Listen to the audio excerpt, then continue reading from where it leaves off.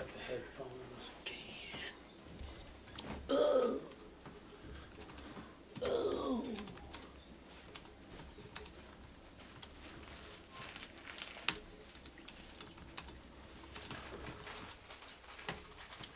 I thought I read that as Mickey's surgical curse. That is clearly a not real game. Mickey's surgical curse. That's amazing. So help me figure out how to read this, because I know you changed it up a little bit. Because like originally, I think mine, like the ones I had sent, were at the bottom.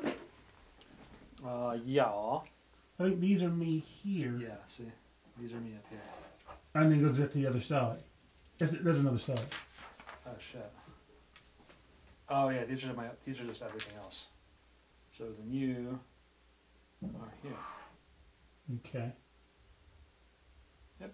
Which one? I better start doodling. Because I just realized since I shredded the original note sheet, I don't have information. Also, the ones I on highlighted were prior to the year, or from the previous year. Are you serious? Yeah, I said everything after 11.5. Oh, I thought it was 11-1, which is still funny because that means I picked that. Oh, now remember, I picked this one because this was submitted to me by someone else. So I'm probably going to run it and be like, hey, even though it was out of the range, I might just say no, right? But the beat 'em ups one, that's all me. I don't know what I was thinking. 11-5. That's right. I messed up a bunch of stuff too.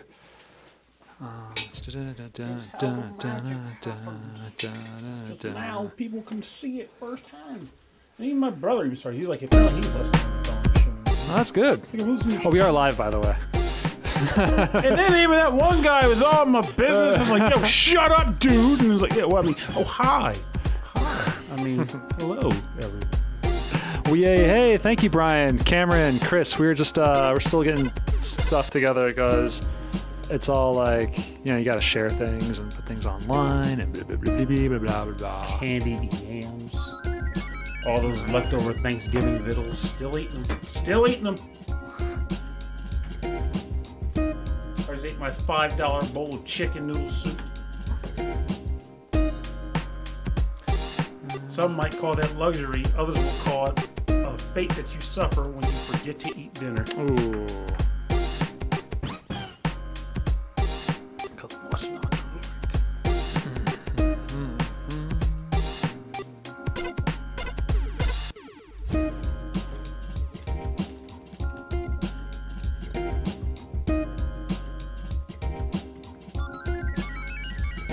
Hello, hello, hello, my fool, I love.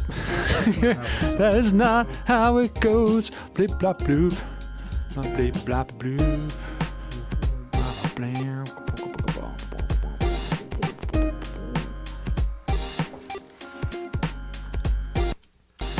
There we go. All right, check 1, 2, check, mic check 1.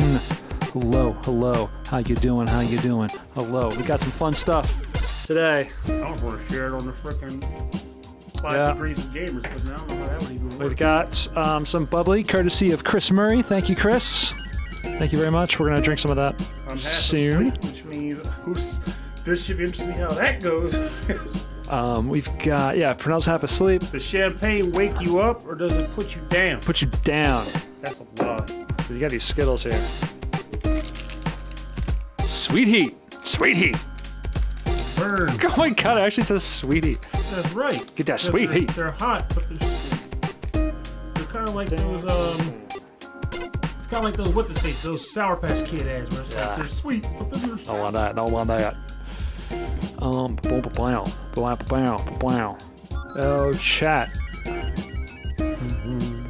Oh, I made this song. Cameron, this is an original that I did. I have I did a bunch of hip hop beats, and I used, like, way in the background there. Turn that down. Way in the background there is like a Nintendo bass, like a square triangle bass, kind of distorted. And now our very first episode, that's all it was the hip hop beat and some sound effects and the triangle bass. And then the following week, I took a whole bunch of jazz records and samples that I had, and I pieced it all together into this. and it's just became our thing. And now you know the rest of the story. It was a very short story. Yeah. We got together, said, hey, you want to be loud and record it? And then Rob was like, sure. Rob actually asked me that. I said, okay. And then it happened. And a lot of weird life stuff occurred. Yeah, a lot of stuff. And I almost walked away. And then I was like, I should not do that because this is good for me and it's fun. Yeah. And then I stuck around and we kept doing it. And it was just, years went by. And it didn't stop. Days go by and still I think about Purnell. That's not a song. You made that up.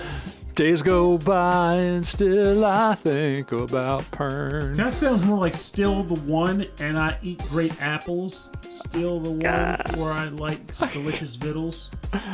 Still the one, the delicious victuals. That's weird. That's too weird. All right, so there are. I have 2 quizzes today. They're really funny. They're just for Purnell. Like I'm not going to understand. Some of you watching the stream are going to think that they're very easy, but I know for Purnell they are not, and that's what makes it amazing. Wait, what? So it's not just normal questions. It's questions. It's a quiz. It's like difficult just for me. It's like guess if it's this video game thing or this other thing, and I mixed them all up. Is it an exotic fruit? You're gonna know the game. Or a Mega Man power up. Something like that. All right. Yeah. And then I also have some fun. Is it a car part? Trivia of just no, it's nothing like that. Is it a car part or? You're like item? So like. You're really worried about this, aren't you? Is it a? I mean, there's nothing at stake here. Is it a type of hairstyle, or is it a form of save state? Yeah, exactly. It's 8 blocks on your PS2 memory card, or is it 42 megabytes? I don't know what I'm talking about anymore. No one ever knows. That's the point. Good luck with the bowling. Hey, let me know how the audio sounds because I did not check the audio and I'm doing a new kind of patch situation. I'm going to go to the bathroom. Quick, Purnell, be entertaining. Nah, that's not going to happen. I'm still trying to get my thoughts together and I'm not seeing the streams. I got to bring it up on my phone. So I guess I should. From the Facebook page. Oh, I should look into that and then see what the heck's going on. That's not the one I should be looking for. That's some Philharmonic. That's not it. All right, hang on. I'm gonna think about it. Why did it just show up on the group? There we go. No, I thought you did. Oh, you showed it to the main. That's what it was. Okay. I will share it there.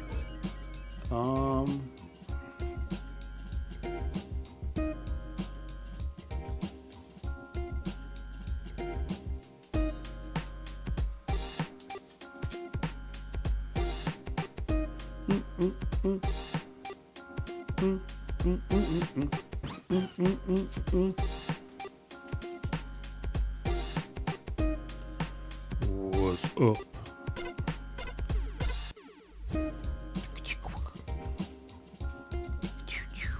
Holy crap, is there really that many people in here? That's a nice fiddle. Also, greetings everyone. Hello. Welcome to Podcast Theater.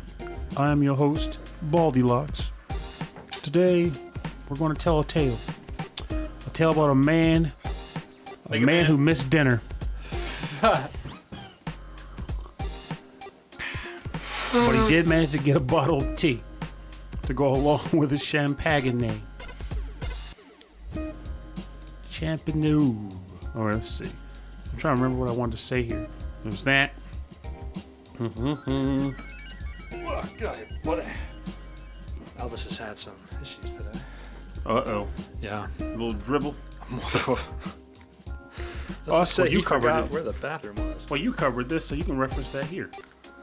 I covered that one, yes. Because of this. Because of that. I covered that.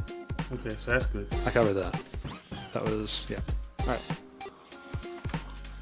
Without further ado, Oh wow, look at that. The Nightbot is all is all up in our chat for some reason. Sorry about that. Everyone. Good old Nightbot. Nightbot. Oh, was that? I'm gonna stop the thing, and then we are going to get started very, very soon. Are you okay if I get things going? Or are you still trying to get your thoughts together? Oh, you can go. Let me just set this here. Right, I'm gonna. Okay, before we do that, I'm going to Also put the headphones on and make sure I'm getting sound. because this is going to be extremely difficult. Should I be getting sound through here already? Yeah. How about? Can you hear There me? it is. There's no music. But Yeah, the music wasn't on yet. There's no. Yeah. I just need to turn it up. All right. Turn up the bass. So for every track we're playing today, Pernell is going to do the. He's gonna do karaoke to every track. Hey, let's. Well, as if it were Space Jam. No. Actually, I think everyone would get really tired of that very quickly. Come on, that's jam. Let's pump it up, jam. Oh, that's nice. Thanks, man. Jared Heilman said, "Happy Podcastiversary, long-time listener. I listen to every episode of the show." Oh, well, thank you very much, Jared. That's very much appreciated. We appreciate it. Usually we reserve these for these live recordings for our Patreon subscribers, but for this one, I thought, hey, why not? Let's just do them all. Let's do them for everybody. This one, so you can see what you're missing.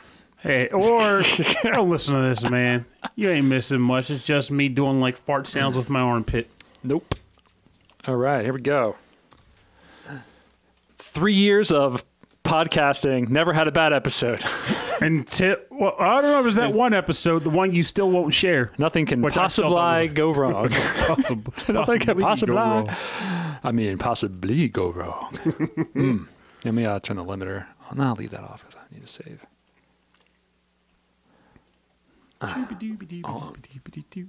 Okay. And a 1.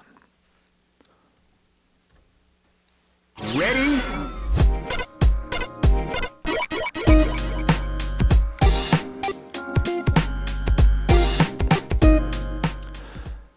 Hello and welcome to...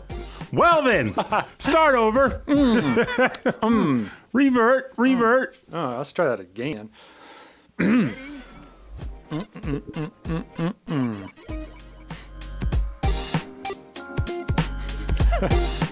Hello and welcome to Rhythm and Pixels, a video game music podcast. My name is Rob Nichols. And I'm Pernell. And this is our 3rd Podcastiversary. It's a strange feeling, let me tell you that. It just kind of snuck up on us. This time, 3 years ago, you showed up at my house and I said, get the microphone, we're going to listen to game music, and we're going to talk to nobody in the room. Whoa, let's not go nuts here. It was a little more smooth than that. It was more like, hey, Pernell, I have this idea. I feel as though it would be quite corking if we got together to perform some sort of musical ritual. I never talked like that. You totally did. I was like, oop, hey, Pernell, we're going to go listen to video game music. Well, that's true, too. That's what you did in the real world. But I was trying to gloss it up a little bit, right. Trying to save you some face. But hey, it all works out the same way, which is that I agreed to it. We hung out. Okay, you agreed to it.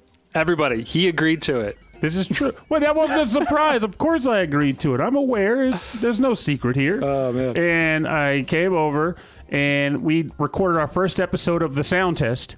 And the episode topic was Mega Man music.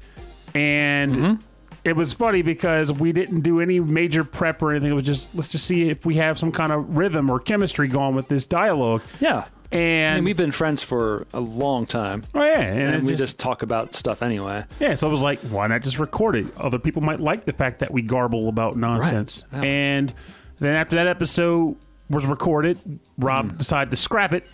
And but it was not bad. It was fine. You just had these perfectionist standards with you and your production values and producer credits. But anyway, the point is, he decided he wanted to try it one more time, and of course I was down because my dialogue to the whole idea was always, if we get one listener, that's awesome. If we get no listeners, That would suck, but whatever. We're having fun. Right. But in the end, we got a number of listeners, and every one of them has been just fantastic. It's honestly become a sort of friend-based circle in a way. Like, I talk to people in the Discord and in the Facebook group, like we would be hanging out at the bar having a sandwich and discussing, you know, what game is better, Mega Man 2 or 3. Mega Man 3 is better. Don't respond to that. And I feel as though Rob would be in the same boat there. Like, yeah, it's like discovering a new friend group that we never knew about or never knew existed. And I think a lot of other shows, other video game music podcasts probably feel the same way. Oh, yeah. Like, I think a lot of the people that we became friends with are other podcasters that before they were just kind of like this nebulous universe, and now they're just great people. So, like, I want to give a shout. I want to open the show with shout outs and then with some bubbly. So, the first shout out has to be to the one and only true blue hero, Jim Herr of Herr's Potato Chips. Is it Jim? Jim Herr, yeah. It is Jim Herr. Thank you, Jim. For the most delicious... Or is it down below, Jim? Unfortunately, we don't know. For making those potatoes, there's no way he's down below. He's flying high in the sky on a tasty potato rind. But I want to give huge shout out, of course, to the grandfather of all of our podcasts, the Legacy Music Hour, Robin Brent, whose hiatus birthed so many more. So many more. I want to thank Keyglyph, and Josh Adachi from the VGM Jukebox, because without their support and their lore, there wouldn't be this wonderful family.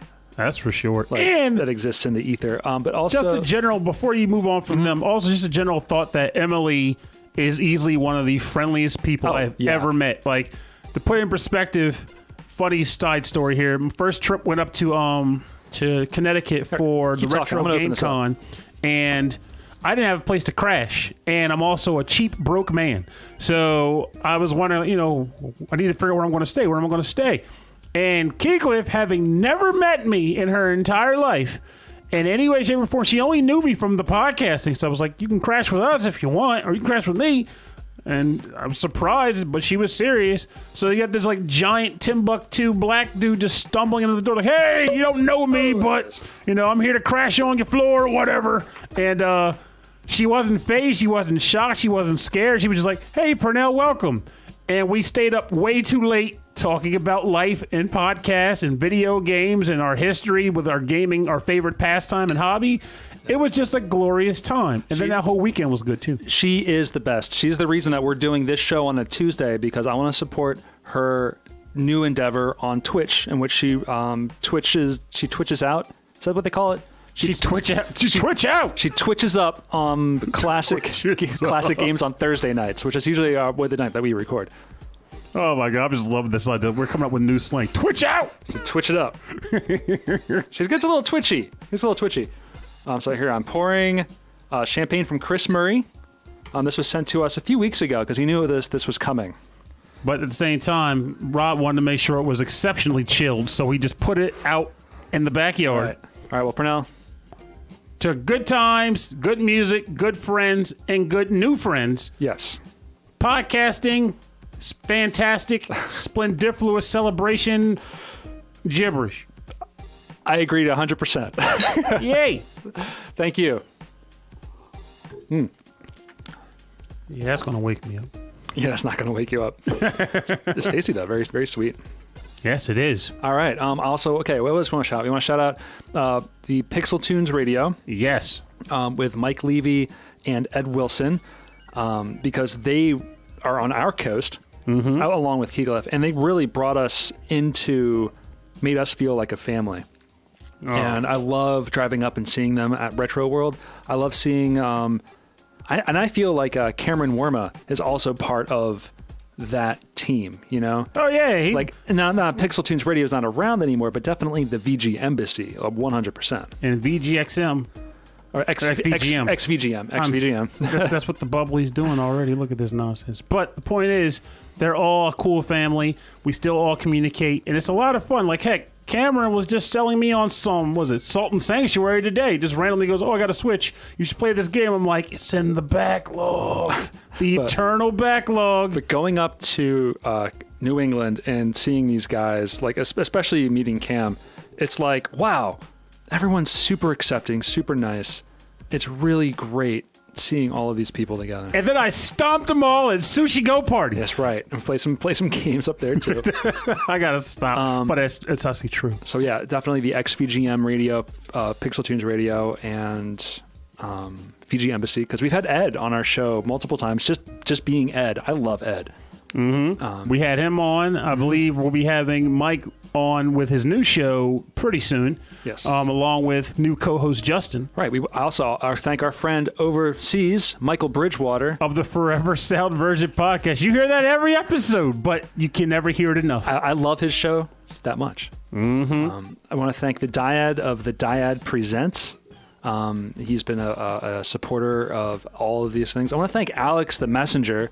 That man. Who's technically in Pennsylvania, but in like the wrong half of Pennsylvania. He's in the area that got the snow. Yeah. He's just a supporter of podcasts and great music. It's just amazing. I love that. And man, I'm going to forget. I'm going to remember a whole bunch later on. As it just flies through. The newest. I cannot speak enough good things about this guy. His name is Hammock, and it's KVGM, The Last Wave. And there's only 3 episodes right now, and it's just a playlist of super chilled, jazzy, really relaxing video game music. And he just says a couple nice things in between. And his name had better be Hammock because of the fact that his music is supposed to let you relax and go to sleep. Yeah, I really want to get that guy onto our show. I'm loving this. There's a lot of awesome people that popped into this blasted thread. It feels good to see it. Feels good to see it. And it just, everybody's wonderful. That's not the bubbly talking either. We're just feeling real good. We haven't even gotten to the show proper yet. And it's just like, just fun gibberish. So for everyone who's just popping in, we are going to be listening to our favorite tracks of the year. I think we're going to do our top 5, but we're going to be picking them primarily from the people who have posted on Facebook and Twitter and have emailed us directly of what their favorite tunes were and what their favorite episodes were. Now, if you are in some odd way wondering, well, what about your favorite tracks? Well, that may come later on in the year. Might have another one. But this is mostly about the listeners and their thoughts, and hey, let's all just be ridiculous together. So this is going to be the only episode where we're going to be repeating tracks. Hey, no, we do that all the time. We do every Podcastiversary. Yeah. I mean, the Podcastiversary episodes are you know what I mean. Come on. I don't know who's going to go first, but in between songs, and I would like to get through all 5 tracks plus the bonus, so we have a lot to get through. But I have 2 silly quizzes, and I want everyone to play at home, everyone to play in the chat. You might want to keep it to yourself so Purnell doesn't look at the chat and cheat. Oh, geez. I am looking at the chat, so I would be cheating, by the way. I also have some weird trivia about our show, and I think Purnell might find that interesting as well. So let's start the show with some music. Junkin', I guess. When in doubt, junkin'. Okay, yeah, here we go. 3, 2, 3, shoot. 1, 2, 3, shoot. 1, 2, 3, shoot. You jerk! Yeah, what? You jerk! You saw that. No, good old rock. Nothing's supposed to beat it. You literally threw the rock so many times. You just love the rock. I do. All right, so I'm going to pick my first track. This is from episode 14-6, Suspense Music, with one of our guests, Eric Desiderio, who is the composer for, it was Diablo 3. It was one of the expansions. It was called like the Nocturne, right? Mm-hmm. And this was a Purnell pick. It is from the game Danganronpa Trigger Happy Havoc for the PS Vita, and the track is called Buzzkill. What's up? Yes. Oh, yeah. It composed, they were like, no, I picked that. That's right. Composed by Masafumi Takeda. All right. How we doing, everybody? How we doing? Woozle Wuzzle? Is that what people pass for entertainment? Woozle Wuzzle? Can you feel the files tonight? Did I download it? It's enough to make Rob download the music.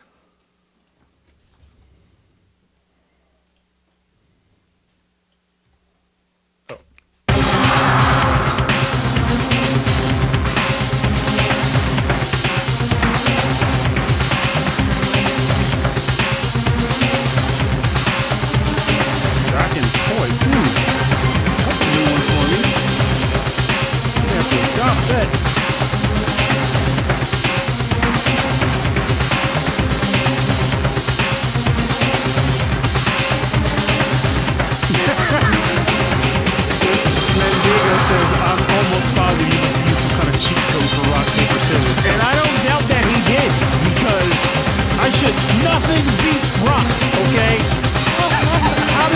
First of all, how does paper even beat rock? It covers paper. Yeah, but the rock would smash through the paper. If you tried to put paper over top of rock hard fast, it would smash, it would go right across it. The rock would just tear through it. I don't understand.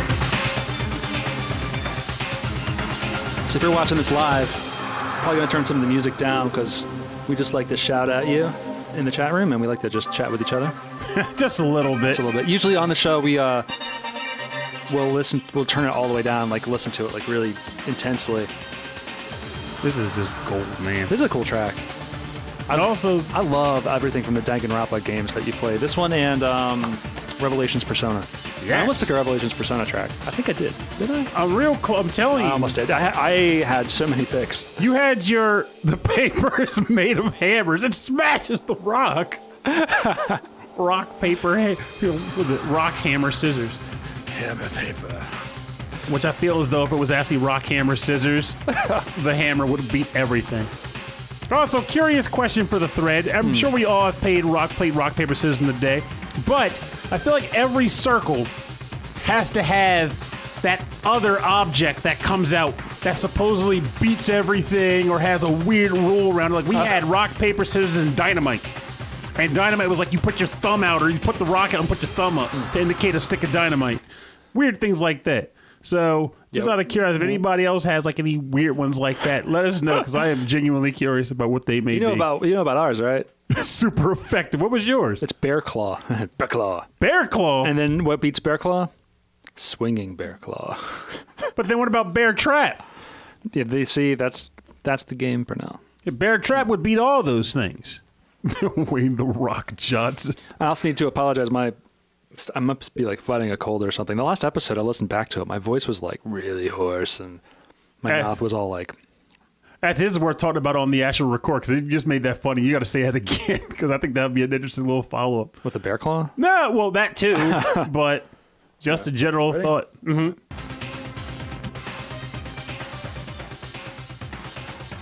This is Buzzkill from the game Danganronpa Trigger Happy for the PS Vita, composed by Masafumi Takeda, and this is from episode 14-6, Suspense Music with Eric Desiderio.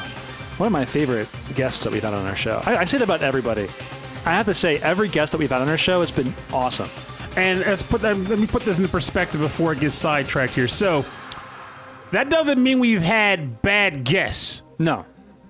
But I would, honestly, if we did have a bad guest, I'd have no shame in acknowledging who that was. But guess what? There haven't been any. Because everyone that we've had on has been just genuinely awesome as a person. And they just make it great to have on. They're just good to have around. But one thing I find funny, earlier in the break, Rob was talking about how he had like a weird cough and how he was fighting the illness. Well, Mike, I think it's funny in the sense that, like, just yesterday, I actually went to the doctor. I hadn't gone to the doctor in about 4 years. It's been a very long time. 4 years. Last time you were at the doctor was for some painful surgery, probably, right? Actually, yes, that's exactly what it was. It was to remove a potentially cancerous organ from my body. And so, being a cheapskate, I just didn't go. Oh, Mixed Master's heading out, but he'll be back later. And if not, we'll see him in the digital podcast ether. But as a result of being a cheapskate, I stopped going to the doctor and just didn't bother. But in recent light of things, I kind of forced myself to go. And fast forward to the present, apparently I got like this bizarre clean bill of health. They were like, "You're absurdly healthy. The only thing we want you to do is maybe drop 10 pounds." And I was trying to drop like 40. And he's like, "You need to drop like 10 pounds." They said they want me to get my good cholesterol up. I never hear anybody talk like that. Your cholesterol is too low. So what Put do you more do, in there. What do you do to get your good cholesterol up? She said exercise and I guess also just consume different things that have good cholesterol in them. But mostly she said exercise. Exercise. So, all right, good. weird stuff like that. Oh, thanks. You deserve great guests. I love this group. Everyone's so good. But, also worth mentioning before we forget. So, this was actually listener Christopher Shenstrom's. Yes, I'm sorry. Yeah. One of his favorite episodes. This is one of his favorite episodes. So shout outs to Chris Shenstrom, who's also a Patreon subscriber of our show and has been for a number of months. Thank you so much. It's all those Hers potato chips. I'm ingesting so much sodium. All right, so since the last Podcastiversary, we have had 48 episodes. 48 episodes. That's pretty good. Almost one a week. 15 of those shows had guests. Really? Yes. So I'm going to name them all right now. Ed Wilson, twice. Yes. Chris Baines, twice. Yes. Master Sword, Random Battles, Viking Guitar, the Megas lead singer and vocalist Josh Breeding, Too Mellow, Keeglif and Josh Adachi from the VGM Jukebox, Eric Desiderio, Michael Bridgewater of the Forever Sound Version podcast, because I can't say that without his whole name. You have to do the whole That's his thing. whole name, yeah. It's just legally his whole name now. Mitchell Wong, That dude's awesome. great dude. Gumblade X and Knight of the Round. Yes. And That's huge. and there's more guests to come because I got to stop being lazy and Rob's got to stop being lazy. We're going to get some guests on this show Yeah, we're gonna have because some there's more. a list of them ready to go. More composers and more artists on the show. But I think that was really cool. So, Pernell, let's get this going. What's your next track? All right, so this first one's going to come from listener Infernal Bandicoot. And his favorite track in the last year was surprisingly, but then again, knowing him, this isn't all that surprising at all. From episode 14-3, Fishing Music, selected by Rob. It was the original mode menu music from the game Sega Bass Fishing for the Sega Dreamcast, composed by Makoto Ida. Oh, see, this is excellent choice. Excellent choice. Who did you say it was again? Infernal Bandicoot? It's always one or the other. You know I What? get them bonked up. For some reason, I thought it might have been Wicked Sephiroth. Nah. He had one too, though. His is coming. His kid's coming. Everyone's so wonderful. Oh, After this day, this is the kind of music you want to chill to after a long day at work. Bam! Just put your feet up on someone else's furniture because you don't want to tarnish your own couch. Oh no. I love that piano. Put on a sweet episode of Supernatural or One Piece and just let the time fly. Which, by the way, I'm 4 episodes from being caught up on One Piece. That's insane. It is insane because that show has too many blasted episodes. For those who don't know, I don't even know the exact number, but I'm fairly positive it's over 900 of them. It's over 9,000. so close, off by a single decimal point, or a single decimal space. I think it's just Oh my God, this is a sweet gig. just loops. It's a nice loop. Nightbot. Oh yeah, no, Nightbot. I gotta turn Nightbot off. No, leave him on. He's like the chat superhero. He's a chat supervisor, is what he is. Hello, Night. I am Nightbot. Here's a little bridge. Get the bridge. Do not commit any crimes here in this chat Take him group. to the bridge. Hey, Brian Cockle. Welcome aboard, sir. Yeah, that's what's up. I agree. This is the kind of music you want to jam out to while you're at the desk. You ready? Yeah, let's do this thing.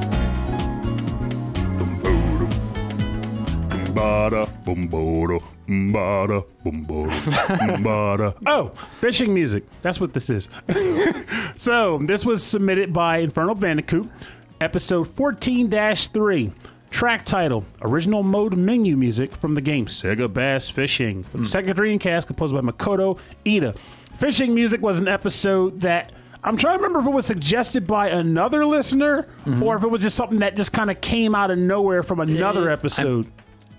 It's hard to say. I think it was. I think it was listener Wicked Sephiroth Like who suggested the topic? who suggested the topic. That's why you thought it was him in the first place for the pick. Or it was Infernal Bandicoot who had sent us tons of emails suggesting. Now I remember. He sent us a bunch of tracks for one of the live stream episodes, and his track choice was so good I was like, no, this has to be a whole topic. We're not going to use it here. We're going to do a full topic, and we're going to give you credit for it on the episode proper. Yeah, that's what it was. We've done that a few times. Yes, it's deservedly so.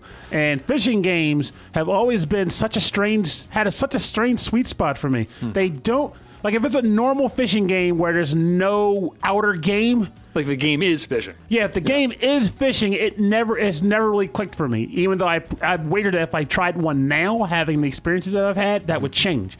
But if a game has fishing as a sub-game to unlock items for the main game, I will waste hours on top of hours fishing for things. I love that. To the point where I don't even need the rewards anymore.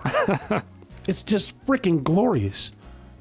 So I almost feel like I need to come up with a number of other genres of game that I should just give a shot to that I've just never played or I don't give much time to. Like, don't say sports games. No. Well, recently I did a mixtape. Okay, so after the fishing episode, there was so much great fishing music. I did a fishing mixtape. Which, for the record, had a fantastic splash image. It was the guy on the boat with the disco ball. The disco ball and like fishing with a disco ball. And then a few weeks ago, we had a mixtape for just arcade racing music. And that was kind of for me. And that was mainly because the con that we did kind of fell through and was not super. The recording didn't work out. The con wasn't really cool. So we thought, hey, let's just put some music together. And then we did the geek trifecta. Yes, which for the record is still one of my favorite episodes for the image and also for just the topic in general. So yeah, the images became a thing on Rhythm and Pixels because they're just fun to do. The first time I started doing them, I was just taking pictures of us being stupid and then overlaying video game stuff. And then I got really good with a GIMP, which is like the freeware Photoshop. And I was taking the eraser tool and using a mouse and cutting out us individually, like with the mouse, tracing the outlines of our heads. I've traced the outline of your skull so many times. Well, fortunately for you, my skull is as smooth as a baby's butt. It's an easy trace. But now I've gotten really good with some of the other like cutting tools in that program. So, and now it's just a fun thing to do. At the end of every episode, we go like, hey, what should be the thing? And we dish around and come up with it on the fly. And my wife looks at me and is like, what are you doing? We're like posing all stupid. I'm still trying to come up with a good way to pose like mid-air, but it hasn't quite nailed that yet. But if that happens, look the heck out, because I have ideas on top of ideas to be used as like mid-air. I had one thought where I could like ball up like a bowling game, like I'm getting rolled down the bowling alley. I have an idea for this episode, and I'll talk about it during the next track. The next track is from episode 13-3 with artist Too Mellow. This was our focus on hip-hop music with Too Mellow. And this is a track, it was technically a bonus track on the episode, but it's from the game, so it counts. This is his remix from the Mirror Temple stage. It's called the Mirror Magic Remix of Mirror Temple. That's a lot of M's. From the game Celeste, which is one of my favorite games, one of the few games that I've completed. I think you sold that to Chris Murray recently. I did. So Chris Murray recommended, so this is one of his favorite episodes, despite it being about hip hop, which is not really his thing, which made me really happy to hear. Too Mellow also being probably so true to his name, the mellowest guy ever we've had on the show. So this is it. This is Mirror Temple, Mirror Magic Remix, and this is easily my top 5 of the year, and one of my top tracks ever. I love the song from the game Celeste.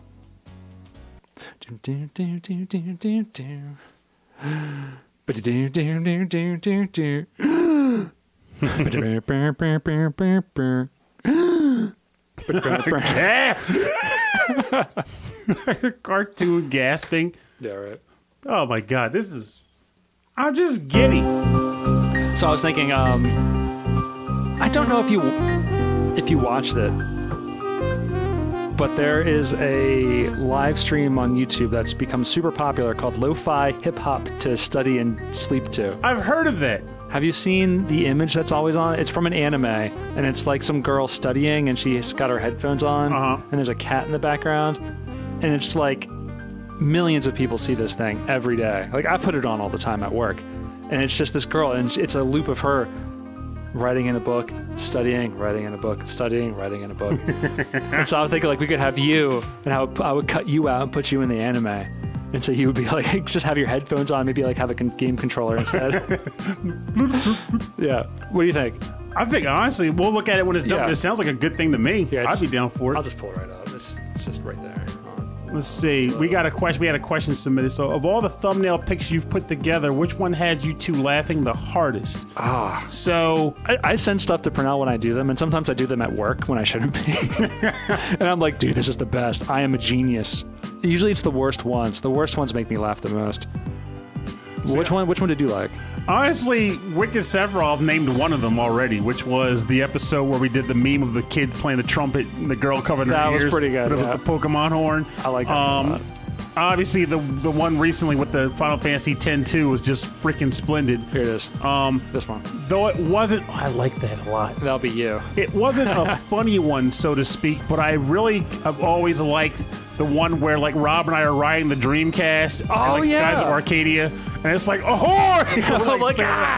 that's a great one. And I have one that to this day, it was never an actual background image, but someone submitted it to the show. Yes. And it was it was like a shooter. Like we were talking about backlog shooter of the adventure or something. It was you against the backlog. Yeah, like we're flying up, shooting at coffee, collecting coffee power-ups, and shooting at different video games. It was so freaking good. Okay, after this is our first quiz. You know that, right? But I didn't study or anything. Which means you cannot look at my screen. And you can't look at the chat. But I have to look at both of those things.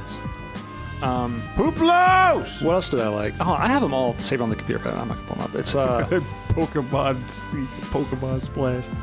I'm trying to think of some of. I think some of my favorite ones that I've done were recently. They weren't the funny ones, but the ones that looked the best. Like the ones where we're in the prison one, where we're from the that PS4 game that just came out. Oh, No Way Out. No Way Out. Yeah, that looked great. And also the one, the Eric Desiderio episode where it's Shadow of the Colossus, and you're just like. In fact, we never took a picture that day. Oh, I just remember. One that made me laugh. Okay, I gotta tell you, it just 80% of the time, I'm just going through Pernell's Facebook. I'm just cutting them out. I just remembered the one that made me laugh the most. It just came to me out of nowhere. What was that?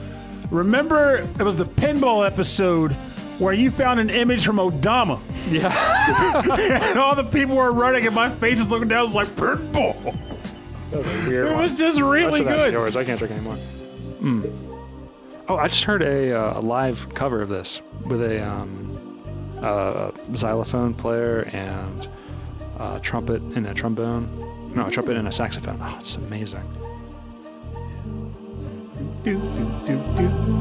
Yes, Les, this is a game I really need to dive back. We gotta roll back in. We got a lot of tracks to get through. I know, right? Dude. Boom, boom, boom. We're going right into the quiz.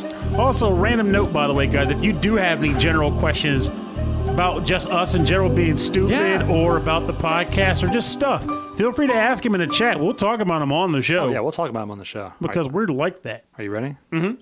All right. And we're back. You've been listening to Mirror Temple, Mirror Magic Remix. A lot of M's. From the game Celeste. And that was composed by Lena Rain and remixed by Too Mellow. It's in the game as a B-side, one of the special stages. The hair pull-out stages. And we had it from the game. We played it from the episode World 13-3 Hip Hop with guest Too Mellow. I got to point this out. So earlier on, we were talking about favorite images or splash images. Yeah, what was the episodes? The favorite silly images that we've done for the show. And at one point, I mentioned one that wasn't done by Rob, and definitely not by me because I've never done one. But it was created by a fan in regards to me attacking my backlog in a shooter environment. I forgot who it was initially, but it turns out that Wicked Sephiroth provided that image. Oh, I know the funniest one. It's the one of us from Clash at Demon Head. Oh God, that was weird. My brother actually wrote to me at one point. On that one came out, my brother wrote me and said, "What the heck is wrong with you two?" So weird. And I was like, everything. There's nothing wrong. This is all right. Oh, that's so weird. Oh man. All right. So to keep things moving along, I have put together quizzes that Pernell has to answer. Dun dun dun. Well, they're just fun games. So people in the chat, people at home, if you're listening, wherever you are, play along. And we're going to go into the first one. Pernell, you cannot look at my screen. Or the chat. So I won't look at the chat. You can't look at the chat. But everyone's having fun there. Everyone's having fun without you. Can you see my screen at all? No. I'm going to make it real small anyway. Well, I can't. I'm not looking up. I'm looking down in shame. All right, here we go. Are you ready? This is Double Dragon enemies or 90s rappers. What? Okay. I think I'm going to nail these, though. Okay, it's going to start easy and then hopefully get harder. Okay. The next quizzes might be harder. I don't know. Okay. Okay, so I'm going to give you a name, and you have to tell me if it's from a Double Dragon game. Okay. Any of them. NES, Double Dragon Neon, any of them. Battletoads, Double Dragon, all that. Or if it's a 90s rapper. Okay. Okay, it's going to start super easy. Okay. All right, I have to write down. I have to keep track of your stuff. Honestly, if you name one, it's going to be a specific one if it's going to start easy. I know who it's going to start easy. A Bobo. You know, clearly it's a 90s rapper. No, it's not. I know. I'm not being stupid there. It is actually a Double Dragon enemy. The baldest of them all. All right, here comes next one. Okay. Ice Cube. Still easy. 90s rapper. Very good. Also, famous star on... All right, number 3. Okay. Mason. Mason. Double Mason. Dragon. Double Dragon. Very good. Coming up next. Mechno Mitt. That's clearly a rapper, because if that was a Double Dragon enemy, I'm missing something. That is a Double Dragon enemy. Bull piss! Where was he from? He is from Double Dragon Neon. And that was a good game, too! Was he the guy on the bike that was supposed to be Mega Man? Yeah, I know it was a bike thing. I didn't look up exactly what all It was totally the guy who was supposed to be Mega Man. How did I... pistols. All right. Anyway, next one. Next one. This is number 5. Redman. Oh, clearly that's Red Man. Hey, there's a Redman. What is his weapon? What does it give you? Colorizer. All right. Andre 3000. I wish that was a Double Dragon enemy, but alas, no. Very good. All right, here coming up next. Hover Bizzle. If that's a double... It's getting harder. No, that is a... you know what? I'm going to go with a leap. That is a Double Dragon enemy. As a Double Dragon enemy. Yes. Right. But you got to say where he was from. I don't know, man. I think that was also Neon. There was a lot of... It had to be Neon. There's futuristic ones in Neon. All right, here we go. Davey. How have you not mentioned Linda yet? I should have, because that was too easy. Davey. Rapper. Nope. Double Dragon. What one? Davey, Double Dragon 3. Who are these weird people? All right, Mac 10. Rapper. Willie Mackey. Willie Mackey. He better be a rapper. Double Dragon. What the heck? Has to be Neon. These guys aren't real. No. Willie Mackey is from Double Dragon 3. I remember that was from Double Dragon 3. I remember dying so much in the game that I failed to take note of the names. Raekwon. Rapper. Mob Deep. I want him to be Double Dragon guy also, but he is not. I think that's the joke, is that like we want them to be Double Dragon enemies. Oh, I'm going to beat the tar out of these Mob Deep. And Chin Tai. Totally Double Dragon. Yeah, first one. All right, that's pretty good. I missed like 3 of them. You missed like 3 of them. 3 out of, hold on here, 1, 2, 3, 4, 5, 6, 7, 8, 9, 10, 13. So, all right, you got 10 out of 13. Yeah, but pretty good. See, there you go. And you gotta give me credit, man. Some of those were just weird. They were just weird. I didn't make them super hard. He didn't even say Skullmageddon, so I could have accidentally called him a rapper. Skullmageddon! See, I actually like these quizzes. I like that you actually take the time to go through them, because for me, I'm like, what is your favorite video game? What is your favorite video game? Oh, we had a question in the chat, too. All right, one more question, and then we'll get back to the music. This might be easier for you. Okay. Brian Mosley asked, ever in episode one of you picked out that the other person was kind of, dreading to do? Honestly, I want to say there have been a few that just out of just difficulty to think of. Let me think about that. I want to throw a freebie one to you because of the fact that how it turned out. I know it had to originally give you problems. What's that? Infiltration. No. Really? Not at all. You were like, because you didn't even pick for the right topic. No, I picked for the right topic. Just not the topic. That's coming up later, by the way. All right, what's your next track? We got to get in. All right, so my next track was, okay, this is another submission, and then I'll go to the more abstract suggestions. But this one while it wasn't amongst the year of tracks, I am not going to dismiss an awesome suggestion from a great, fantastic listener.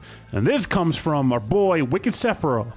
And this track is from the Montage Music episode 9-9, Montage Music with Cameron Chiles. And the track title is Feel the Sunshine from the game Sonic R on the Saturn, composed by Richard Jock. Not a legal track. Oh my God. Not a legal track. It comes from... I stopped recording. Pilar goes, I only remember watching Double Dragon, and I want to respond with my sincerest condolences, because I also watched that cartoon. It was terrible. It was terrible. So yeah, you know this is before. This is from year 2. 9-9. Pronounce. No. Yeah, that's what I said. Oh, okay. You just I pointed it out. All right. By the way. Sometimes I don't. I'm not a good listener, guys. I'm a talker, not a listener. I'm just saying. I mean, I pulled the track anyway because I was listening to it before you came in. What's up?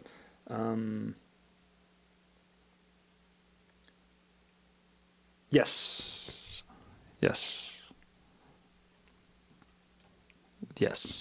Yams. Pernell just showed me.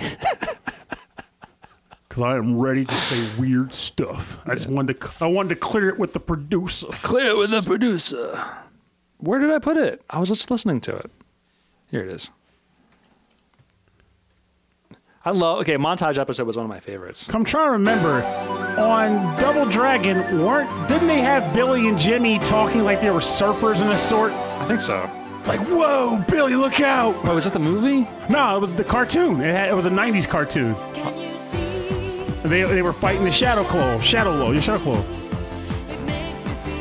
I don't remember. Nothing is as terrible as the freaking movie. That movie was bloody atrocious, okay? I am looking through. You say it's because you were a kid. I think it's because your brain is trying to protect you from a traumatic memory. That's my thought, because that cartoon was abysmal. To put it in perspective, I've been really hooked on the Super Mario Brothers Super Show lately. Yeah, and watching old episodes. And I started watching that show when I was like 8. I know it now. Wild Wild West. The Wild West. I used to live downtown. I did not. 29th Street? I did not look forward to doing that episode. But it was so good! That day. I know. I'm not. Okay, that one, and actually the suspense one. I'm not into that kind of music so much. No Soulless. There was never a Double Dragon movie. So yeah. Forget it ever existed. But Wild Wild West, really? Yeah. But the image was even cool. We did the whole Will Smith and that other guy. I think that's one of my worst. But what? Where do you get these impressions of worst and best? I think it could have been better. What would have made it better? What we've been dancing on the mech? All right, so this morning, Christy and I were getting ready for work. Okay. Elvis walks in the bedroom and just pees on the rug. Should I probably get him off my coat? If he's laying down, yeah, he's good. Okay, but if he's walking, he'll pee. It was surprising. So we had to do a whole lot of cleanup. It was very surprising. By the way, this dog, there are few people or animals that can do what this dog does and get away with it, because he's just the best freaking animal. He bit me when he first met me. Bit me square in the leg. It hurt a lot. But I love him so much. He's like my best little mini buddy dog friend. He's precious. And I may even mention it on the show before, but I'm not sure if I did. But years ago, Rob and Christy had to go they went on a trip, and he wanted someone to watch the dog for them. So I go, yeah, sure, why not? I'll watch your dog. Even though, he bit me and everything, I don't want to trust him, but whatever. So, not ever having owned a dog since I was like maybe 5 or 4, I didn't know that dogs didn't know how to stop eating food.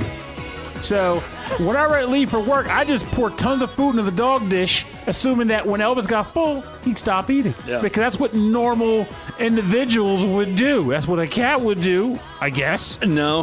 But I came back to the house, and he was like really excited to go outside. And I was like, whoa, calm down, buddy, calm down. Let me get you outside. So I take him outside, and we get a block from Rob's house. and he won't move. He just sits in the street and he won't move. Yeah. And I'm like, what's wrong? And he's just looking at me with the most depressing look on his face.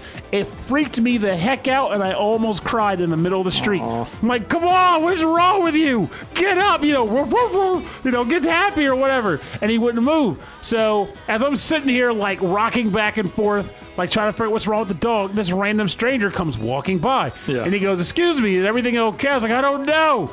My dog is acting a little weird. I think he's sick or something. And the guy goes, really? Well, let me see. As if he was a doctor, like almost like, I'm a secret veterinarian. I'll diagnose him. But no, he was like, let me check him out. And he leans down and reaches for Elvis, and Elvis like lunges for him. He tries to bite him. Yes. And the guy falls back on the street and freaks out. He's like, oh, whoa. I was like, oh my God, Elvis is okay. He tried to kill you. That's the best thing ever. Thank you, sir. That's like his favorite thing, is trying to hurt people. Yes, it is. Yeah. It's amazing. He's amazing. The Zelda cartoon, yes, I did. However, I gotta tell you, I might be wrong about this. Yeah, like two measures. I'm sorry. I like both episodes. I like both shows, Mario Super Show and Zelda. And when I was a kid, I always got geeked for the Zelda episodes to air because they kind of I remember those too. Got you riled up for it. But looking back, Mario Super Show holds up better than Zelda does. Because you've been watching them. Oh, yes. Like, it totally holds up better. Like, they do such weird episodes. There was an episode where they go to Rapland, and every line is spoken in lyrics, like a rhythmic lyric. That's a great idea. You ready to come back? Yeah. All right, here we go. Sorry, I'm not trying to rush you out of, like, your story. I'm just like, we got a lot of music. Just got to keep on schedule. Ready? Yes. Can you feel the sunshine? I hope you can. It's freaking cold outside. Anyway, very cold. This is Feel the Sunshine from Sonic R, composed by Richard Jock for the Sega Saturn. And it was featured on episode 9-9, montage music with Cameron Shoelace. That was a very fun episode. And also a fun, wall splash image, too, just to point out since we were talking about splashes. Oh, yeah, that was earlier. right. That's right. That was that one. He actually busted his butt to try to get a midair shot of himself. I was really, guys, I remember he had a baby on the way. He was moving. His whole house was like, I think it was all like, it was in boxes. Mm-hmm. And he was still like jumping in the room, like trying to get his iPhone to like capture it while he was jumping. It was so good, man. Pretty amazing. And then we put Guile's theme on the background because it goes with everything. Because it goes with everything. I thought, why not? And it's just an uplifting track for Guile's theme. So to answer Brian's question, the episodes where I was not looking forward to it or had a hard time with was the Wild West episode and the Suspense episode, because those are two kind of genres, styles of music that I don't usually get into. I will say suspenseful music was another one of mine too, but at the same time, this question's a tough one for me because I think Rob can vouch for this.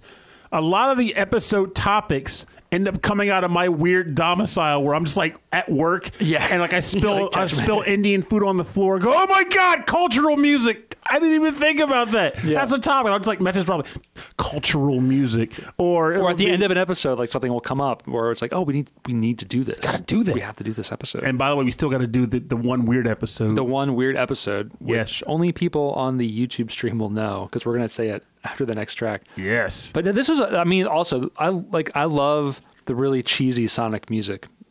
When I bought this game, like the Sonic Adventure, like Jun Sunway. Yeah, but not that's the thing about like I get Crush 40 and all that. They have nothing on this OST. So Richard Jacques, we played on his show because he also did the music for Metropolis Street Racer for the Sega Dreamcast. Really? Yes. It's kind of like night and day between that and this. No, there's a lot of similarities between the pop music that he. There's the feel.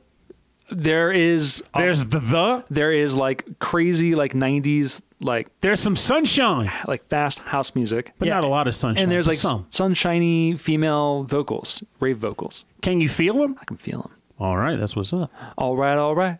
But like, I feel like, I don't know, like it's all coming up with topics and then trying to run with them ends up always being a good time, because with this show, when we do it, originally we started doing it, we were like using very conventional topics. Like, okay, this episode is shooters. This episode is fighters. Composer focus. I still like to do. We did do more composer focus, actually. But like what ended up happening was as we started coming up with the stranger topics, it forced us to come out of our staple wheelhouses of like, well, these are the tracks that everyone knows and loves, or these are the tracks that I know and love. The original format was to play music. We would pick a game, and we would each pick a track from a specific game. Yeah. Because it was Contra. Yeah. And then we did, it was like Ease. Dreamcast, shoot 'em up, so we did Ease. And then it was just, Persona? Yeah.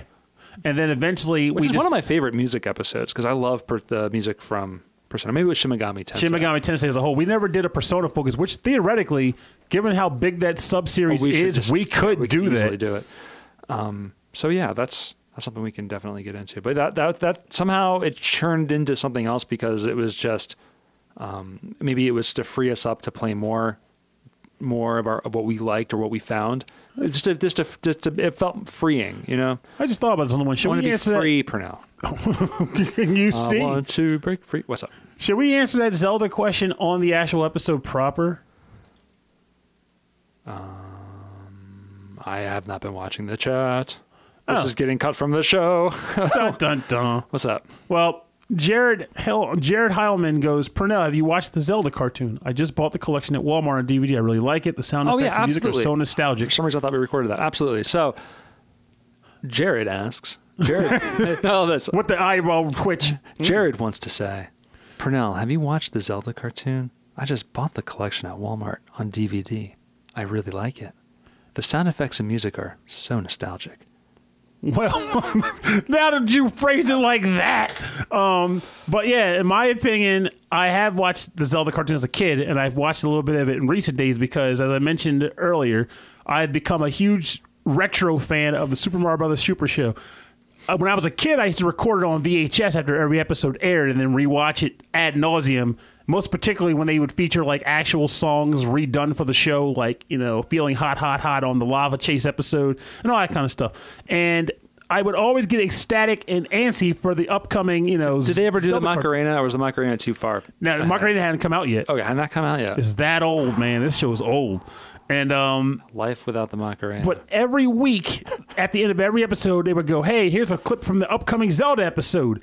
And it would get us all gelled up and riled. It's like, how are they going to show 4 clips from a show that's technically about 15 minutes long after commercials? But they did it. We got to the episode and we enjoyed it. But looking back on it now, having gotten reinvigorated with getting reintroduced to the series, Mario holds up better. Nostalgia and all. Because I would say, for one, it does a great job with the sound effects, and it does a weird thing where, you know, as I'm sure a lot of people know that, you know, there was the whole Mario 1 and Mario 2 thing, and originally it was Doki Doki Panic. It became Mario 2 in the States.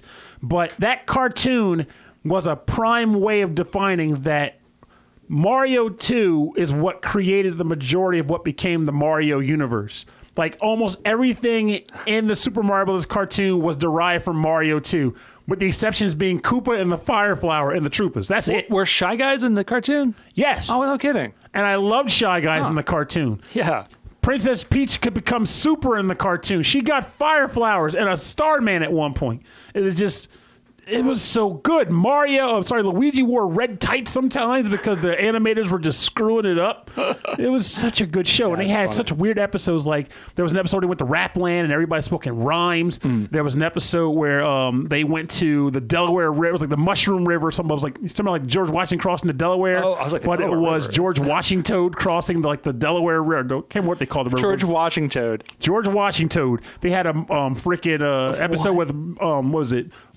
Little Red Riding Hood, but Princess Peach was Red Riding Hood, and Bowser was trying to eat her as the big bad wolf. That's insane. Weird stuff, but it worked. There was even an episode where the princess was convinced by Bowser through blackmail to marry him, and King Koopa's mother showed up for the wedding, and she was like this sassy southern mom.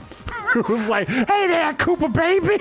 It was so weird. That's so strange. I can't believe I went off on that tangent, but it was worth it. I should, maybe I should get back into it. We talked about this in the last episode where I was watching She-Ra. Yeah. And it was very strange, a very strange drug trip of a show.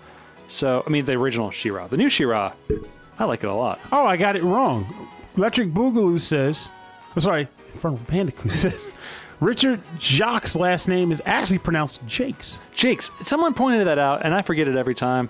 I'm sure he gets that. All right, so my next track, I'm going to jump ahead with my picks to keep up with this energy of this track. This is from episode 12-2, Retro Tributes. Remember that one?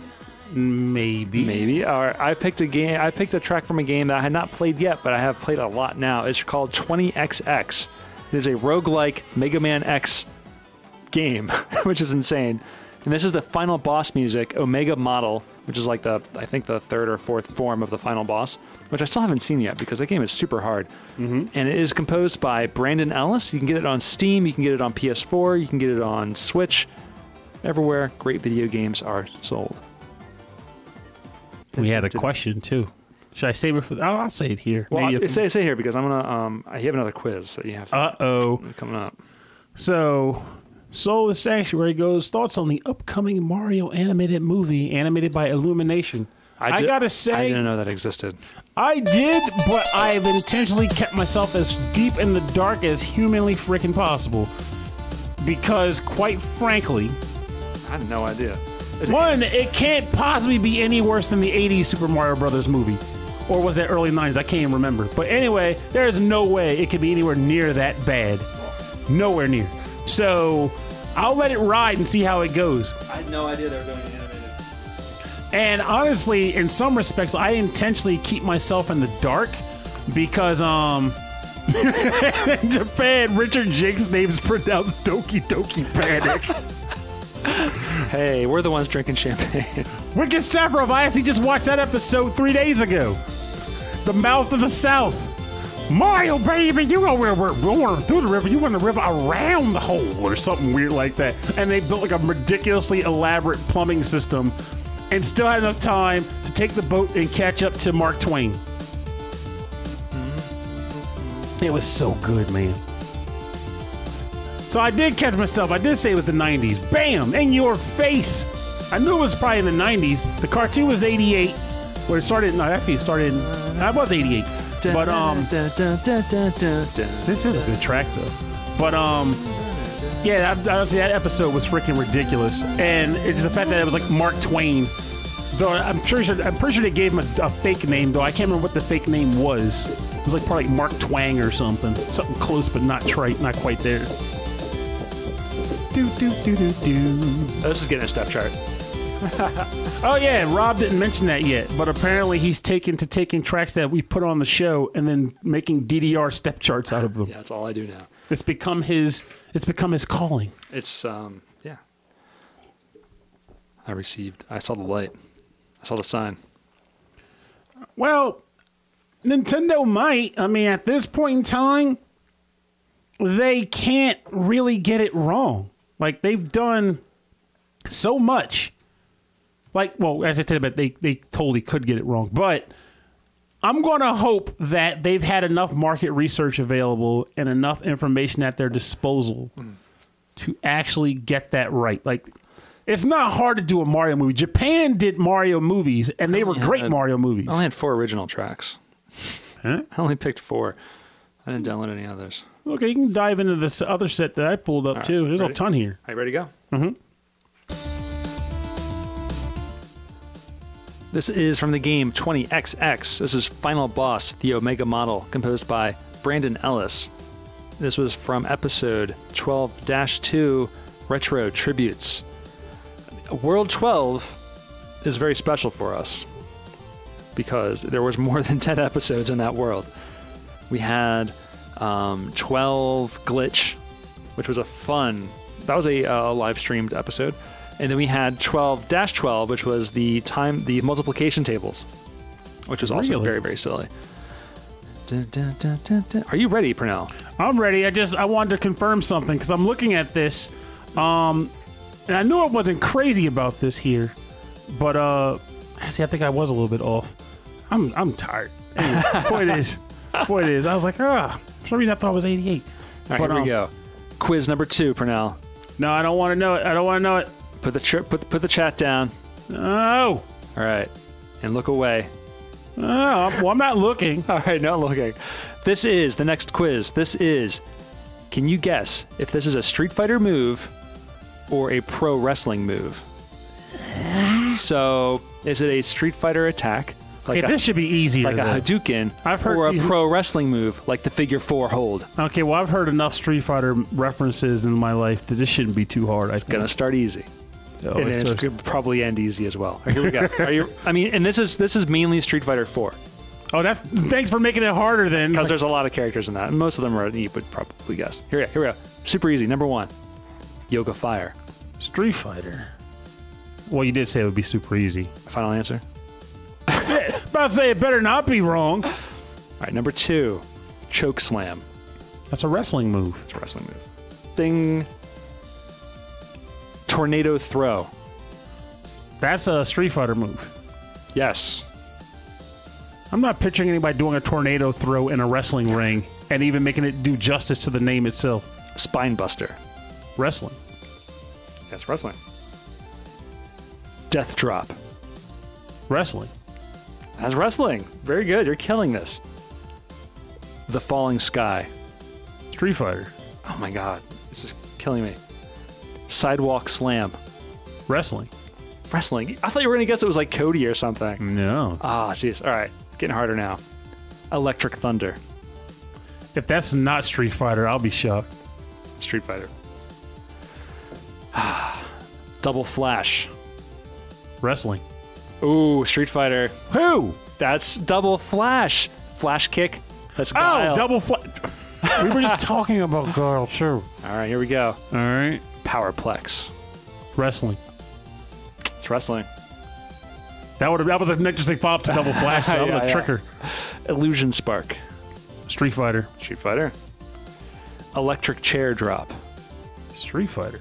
No, that's wrestling. Who? Chair. Electric chair. That's wrestling. I don't know, man. Just the fact that it was a chair. Who's going to... First of all, where did they get the electric chair to even have the electric chair drop in wrestling? That doesn't even make sense. That must be like one of those weird themed events where they had one... I think it was done team, once. It's like a team move. Yeah, it was something. I Wikipedia'd like wrestling moves. Does a guy chew on a battery and then get tossed into the opponent? I thought the chair would have been able to throw you off. All right, last one is Final Atomic Buster. Okay, that's wrestling. That's no. I stopped myself. That's freaking like Zangief. a Zangief, a Street Fighter. Listen, don't you even try to jump ahead there. I would not have missed a Zangief. That's very good. You only got like was it 1 wrong, right? That's right. That's good. And your faces, everybody. All right. I'm not that bad 1, at this 2, sort of 3, thing. 4, 5, 6, 7, 8, 9, 10, 11, 12. 12 out of 13. The people's elbow. People's elbow. Yeah! Oh, yeah! Oh, yeah! Gotta get that tornado throw! Brother, in the sunshine state with the yoga fire! Oh, my God. Okay! You can get the weird out of the original man, but the character that he portrayed will always be dear to me. All right, Pernell, it's up to your pick. All right, so at this point, we get a little bit more nebulous with my selection. So, Nebulous. yes, and you'll see why what I mean. So, we proposed the question of, provide us some of your favorite tracks and episodes and stuff. And a lot of what people said were less about specific episodes and more general thoughts about the show, which are totally appreciated, by the way. And one of them, which both makes me smile, but also makes me laugh hysterically in its own right, is that people have actually come to appreciate what originally started as a humorous reference to Sonic the Hedgehog cartoons and old 80s cartoons. Yeah? Which is, I know Sonic was an 80s cartoon, but right, stuff. Like But, 90s, right? Yeah. But the idea of a final message at the end of an episode, or as it's become dubbed, and remember. The and remember. So, I figured there's really no, a particular one that I recall, because as you know, a lot of the time, they're all things I think of. They come up at the last minute of the episode. Like, okay, I can come up with something. I think of something. It comes out of my memories or my thoughts. So I decided, why not go with an episode-ending track that we usually play, which will likely run over when we're doing those statements or making those statements. Oh, so is this the first one, or was this one that you just thought of? This is one of my favorite tracks that have played over that. One of those. Okay. So this track is from episode 13-9. Space is the place.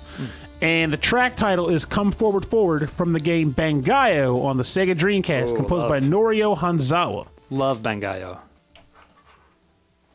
Shining Wizard, my favorite wrestling move. Is that a move in any actual game, by the way? Because if it is, I need to play that game and perform many Shining Wizards. All right. Bengai. Oh, forward.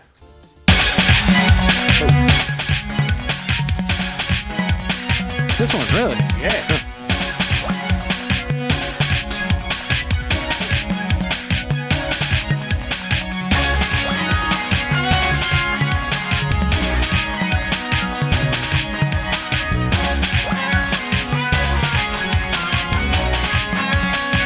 Figure out what I would play for this Dreamcast 20th anniversary, because I still have my Dreamcast, but it hasn't hooked up at the present.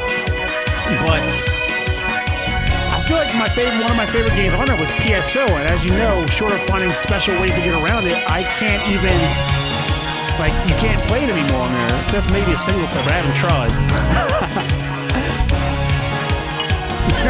Spreadsheet.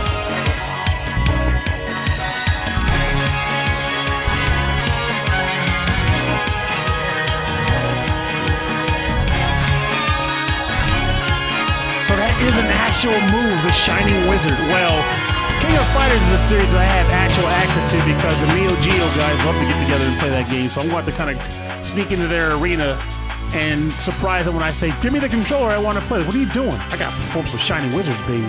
Don't mess around. This is party time. All right, you ready?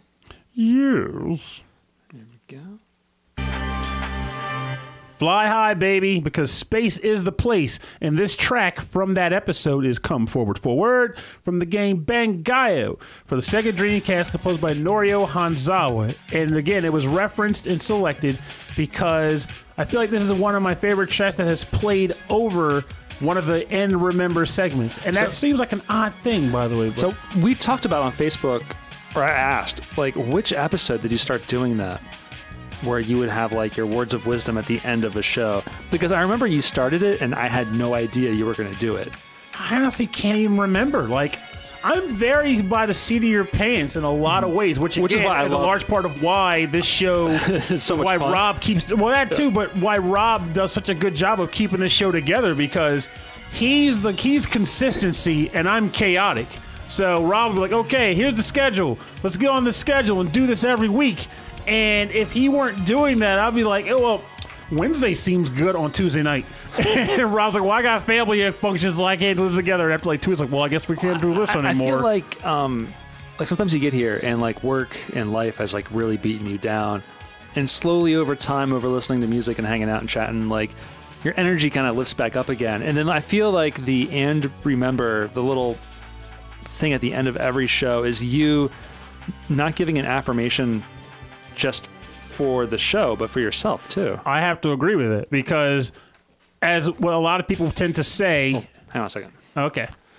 We had to pause because this is the... You talk to the chat now. This is the typical moment in the episode where Rob is a really good husband and Christy comes home and is like, I got to greet her at the door. And he does. And it's a warm feeling. But when he does that, when we're not live, that's usually when I check my email and get messing with like my freaking... random video games that I'm playing, because right now I'm absurdly behind in pretty much freaking everything. But suffice it to say, this time I'm going to chat with you guys since I'm waiting, and I'm not going to sit here and play video games while you guys are all like, what the heck's going on? Though Rob won't be going long, maybe like a minute at most.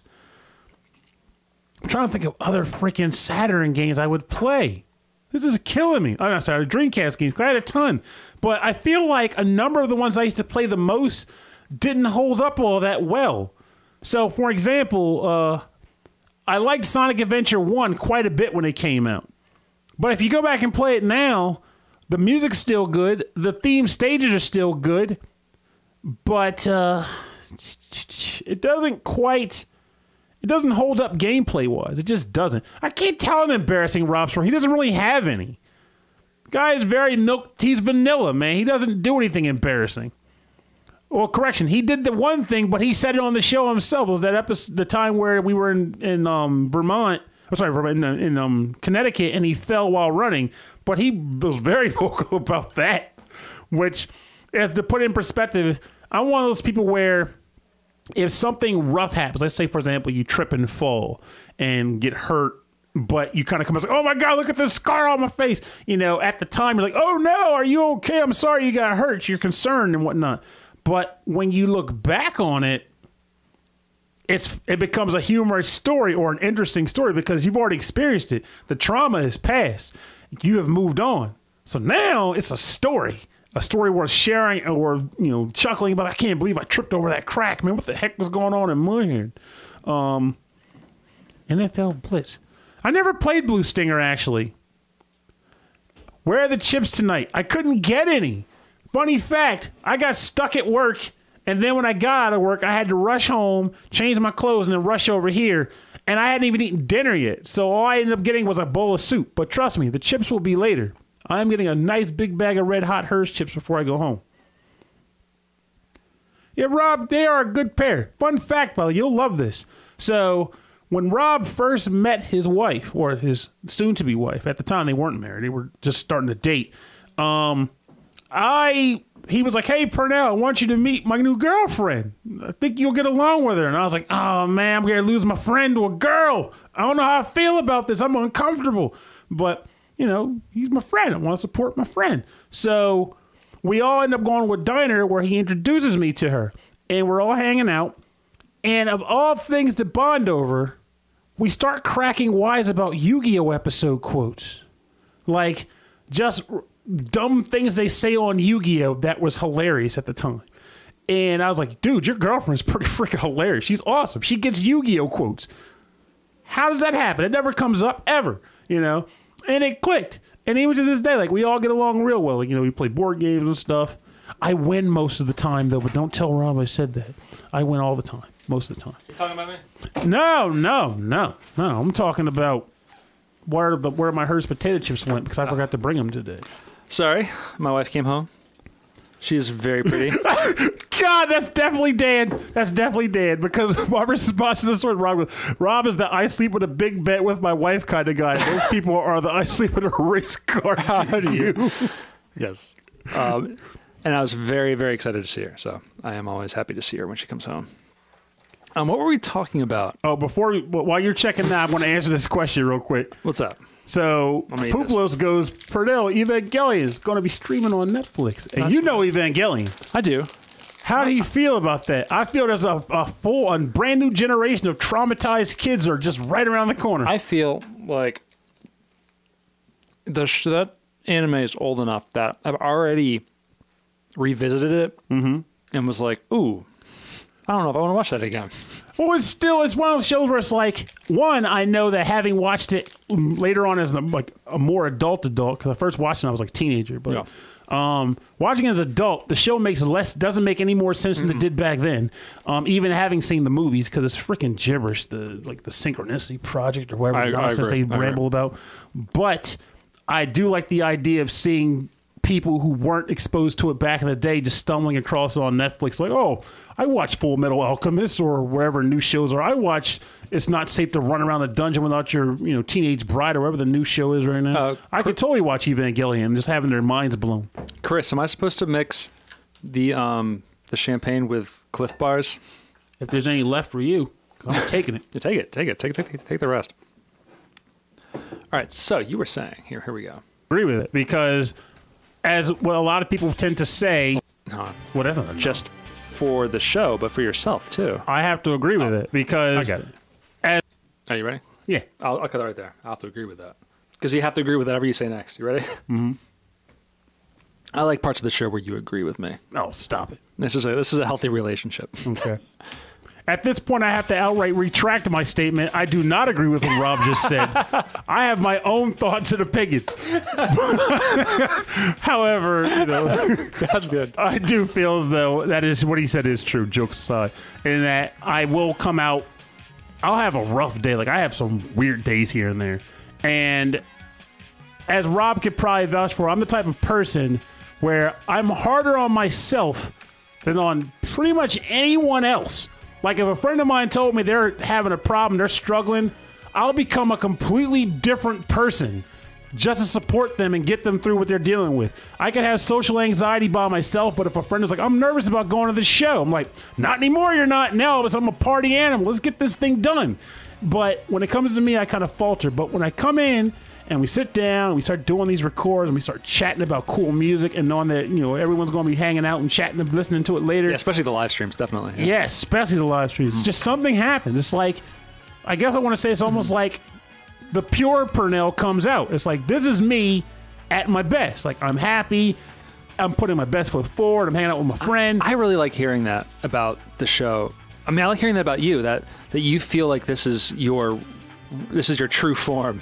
Yeah. Because a lot of times it's hard to stay positive. Yeah, it's a weird world we're living in nowadays, man. And heaven forbid you got to pay a stack of bills or do whatever else typical people have to do to stay afloat in this society. But when you get together with your friends, you're talking about good music, you're just reminiscing about fun times in the past, eating Crunch bars as Infernal Bandicoot just said. Like, it just feels good. Like, it makes you feel great. And then I like to pass a little bit on, because when that lucidity is there and my thoughts are fresh, it's like, here's a thought I had. I want to throw this out there. So what was started as a joke became something that clicked, because somebody outright wrote us one day and said, I especially appreciate that you guys have a positive message at the end of every episode. So we read every email and every text and every chat, whatever DM that we receive through the podcast, and it means a whole lot to us. And one of the very early emails that we received were from a pair of listeners from Saudi Arabia, and they said that they really appreciated our positive message, and specifically your positive message, and that really kind of drove how we format our show kind of going forward. So I'm going to move into our next track. This is kind of my number 2 track of the year. It really is my number 2 track of the year. Really? It's from the Infiltration episode. The one I thought gave you problems. In which I just played Street Fighter music from the professional Street Fighter player named Infiltration. And this is the theme of Manat from Street Fighter V, one of the newer characters in the game, for the PS4, composed by Keiki Kobayashi. I thought it was somebody else. I'll have to double check that. And that is episode 13-4 from Street Fighter V. Because when I first heard this song, I thought, oh my god. Paydays are freaking bangers, too.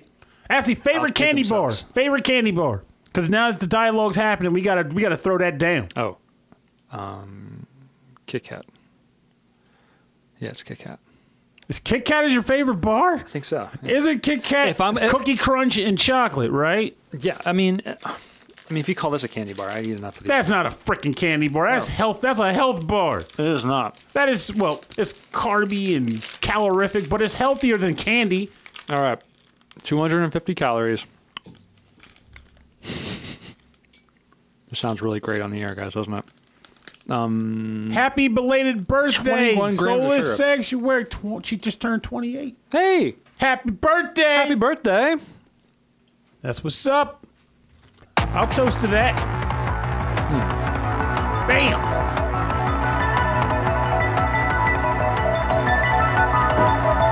And Chris Murray made a really good point there. And remember, you never know who's listening and who you might be affected. That is very true, man. I'm surprised no one's mentioned Take 5. That's good. It's overkill. Take 5 is overkill. Take 5 is overkill. I can't. This is a really good track, by the way. You were not wrong about that. It's the best. It's so good. It is amazing. Also, I can't mention Infiltration again because... Something happened to him? No, something he did. Oh, no. Or at least allegedly, but because of relations between South Korea and America. But the allegations is that he has his domestic abuse allegations against his wife. And so all of the sponsors have dropped him, and he's out of the pro circuit. I mean, whether they're true or not, we can't tell because the information doesn't come out. So that makes me freaking sad. Dude. So I'm not going to mention it again on the show. I don't blame you. Yeah, but I love this song. I'm going to play it. Yeah, the track it's just not the track's fault. Oh no! I want to say this was an American composer. So Take 5 is fantastic and it's overkill. He agreed with both of us. Oh yeah, no, Daniel Lindholm. It wasn't the Japanese composer. Wait, what? For this track, it wasn't the Japanese composer. His name was Daniel Lindholm. Oh, okay. He came in and did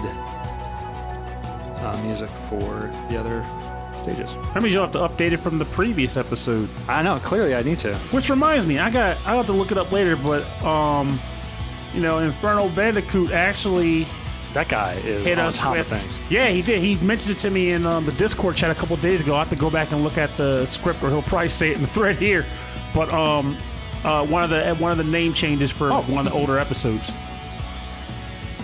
It really is. It's a Camp Wormer, baby. He knows. And there it is. Told you. He nailed it, didn't he? He came in and said it anyway. Dale Lindholm.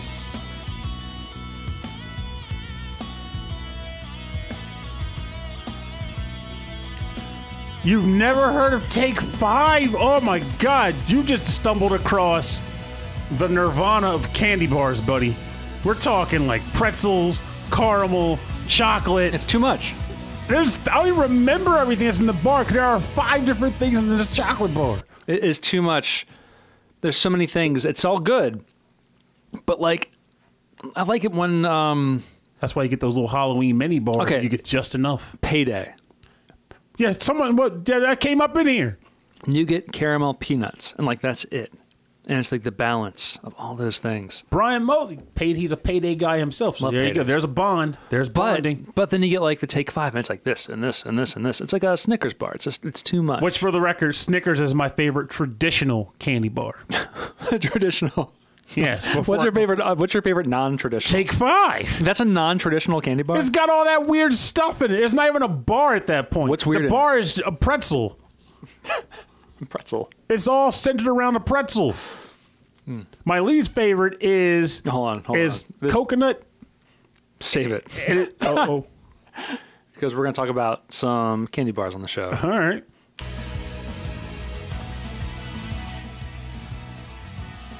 You're listening to the theme of Minot from Street Fighter V for the PlayStation 4. This is composed by Daniel Lindholm, not the original Japanese composer of Street Fighter V.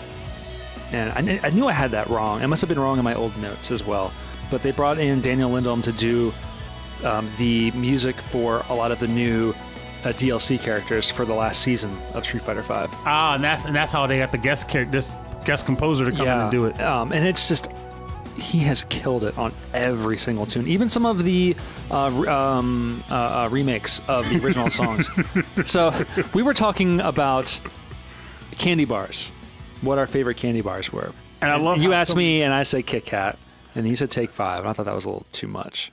Yeah, honestly, I don't buy that. Take 5 is just enough. Though we did have a listener agree that it's actually both awesome and overkill. But my favorite traditional bar is the Snickers. The traditional. Yes, because Take 5 is not traditional. It is a freaking pretzel covered in everything else. Because there's a pretzel in it, it's non-traditional. Yes, because there's no bar. It's a pretzel. It's not a bar. It's a pretzel. What do you shaped feel, like a rectangle? What do you feel about $100,000? And I think that's worth maybe 10,000 at best. I feel like I can't eat that. It's worth like 10,000. It's just so best. thick. It's all crunchy caramel. You can't get your teeth through it. Also, least favorite candy bar. Ooh. Almond Joy / Mounds. Those things are disgusting, and they need to disappear. Halloween this year, my boss learned, because I actually learned to get along with her before in the last couple of years. Funny how that works. What don't you like about either of those? Coconut shavings, man. Those things are atrocious and gross. I love coconut. I don't like those. I feel like it's too. They are filled with barfic nougat. And I don't like it. But like when she learned that same day we were having like a office trick-or-treat run where, people put candy outside their door and people pick it up like, hey, I trick-or-treat at your office or whatever. So when the group was passing my office, because I wasn't trying to be social, I just put the candy out and didn't trick-or-treat with everybody. I was like, just take the candy and go to that Purnell, put the best stuff out, which I did, by the way. She came by the office with a handful of Mounds bar, like mini Mounds bars, and just like lobbed them into my office. I was like, what is this? Threw them at you. Why would you do that? It's like salting. That's like throwing salt at a ghost. You don't do that to me, man. That's disgusting. That's funny. It's like, oh, you don't like those Mounds? You don't like the Almond Joys? Get it. No, they're disgusting. Fifth Avenue or Butterfinger, Cameron Werma asks. Fifth Avenue.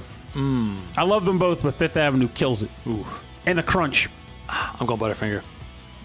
I love Butterfingers. Butterfingers used to be like Civil War. Rhythm and Pixel Civil War. The Rhythm and Pixel Civil War. Yeah, I used to eat Butterfingers. That used to be my go-to when I was like in like grade school or something. I used to have a Butterfinger and remember Pepsi Kona? Yes. I used to eat those together. It's amazing. It's amazing that my teeth survived middle school. The amount of sugar that I eaten.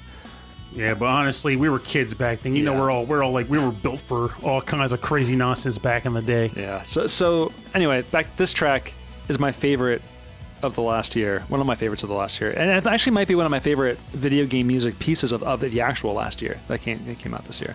This was a surprise when you put it on the show proper. It didn't even click for me. When I first heard it, I'm like, this does not sound like a Street Fighter tune. This sounds like something different, you know? Yeah, and I have listened to this outside of the show. It's so good. Since you showed it, well, since you brought it to my attention.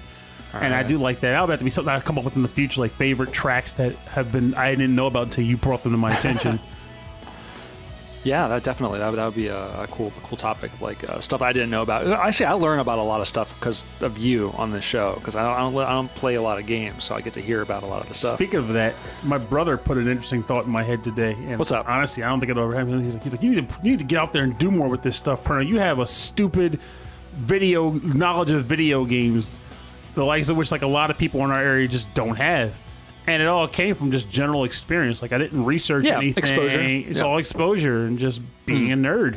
And the idea came to mind. I was like, what would it make sense if I were to ever somehow magically become either an esports pro or sort of pro, or a gaming personality, a commentator? Yes.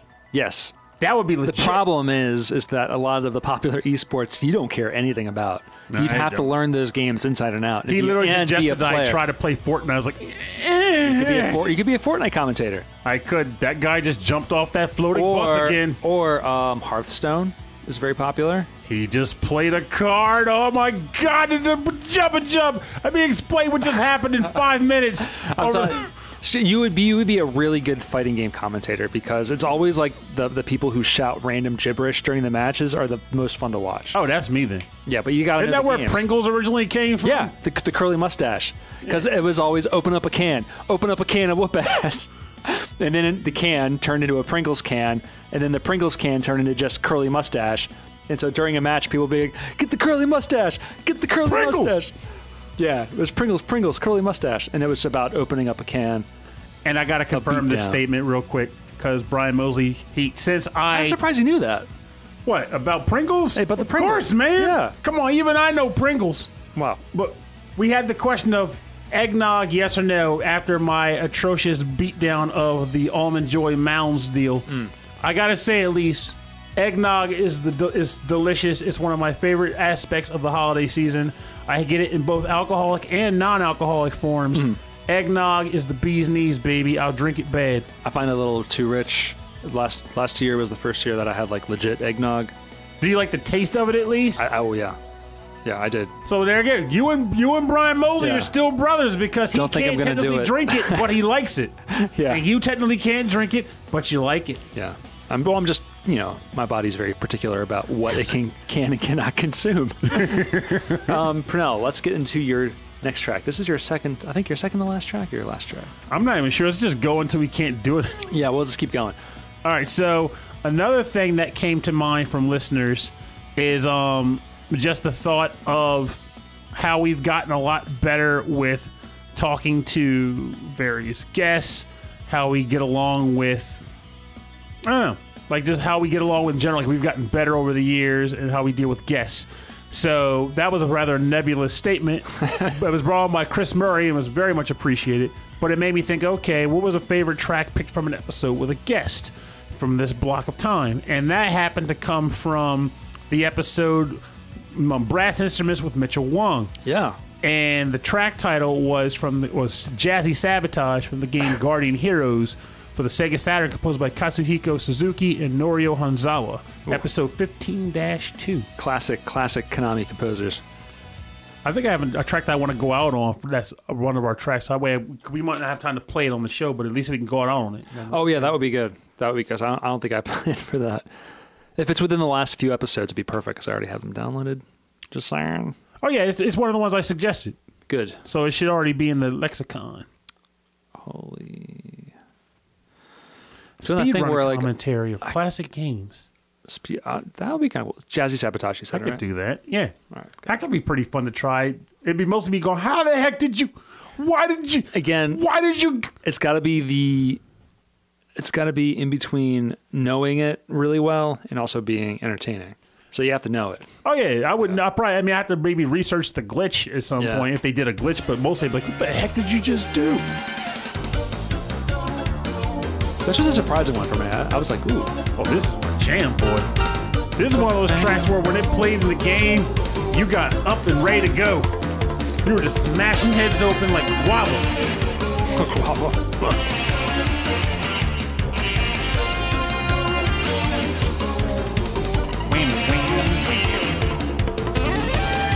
God, that saxophone. It's so good.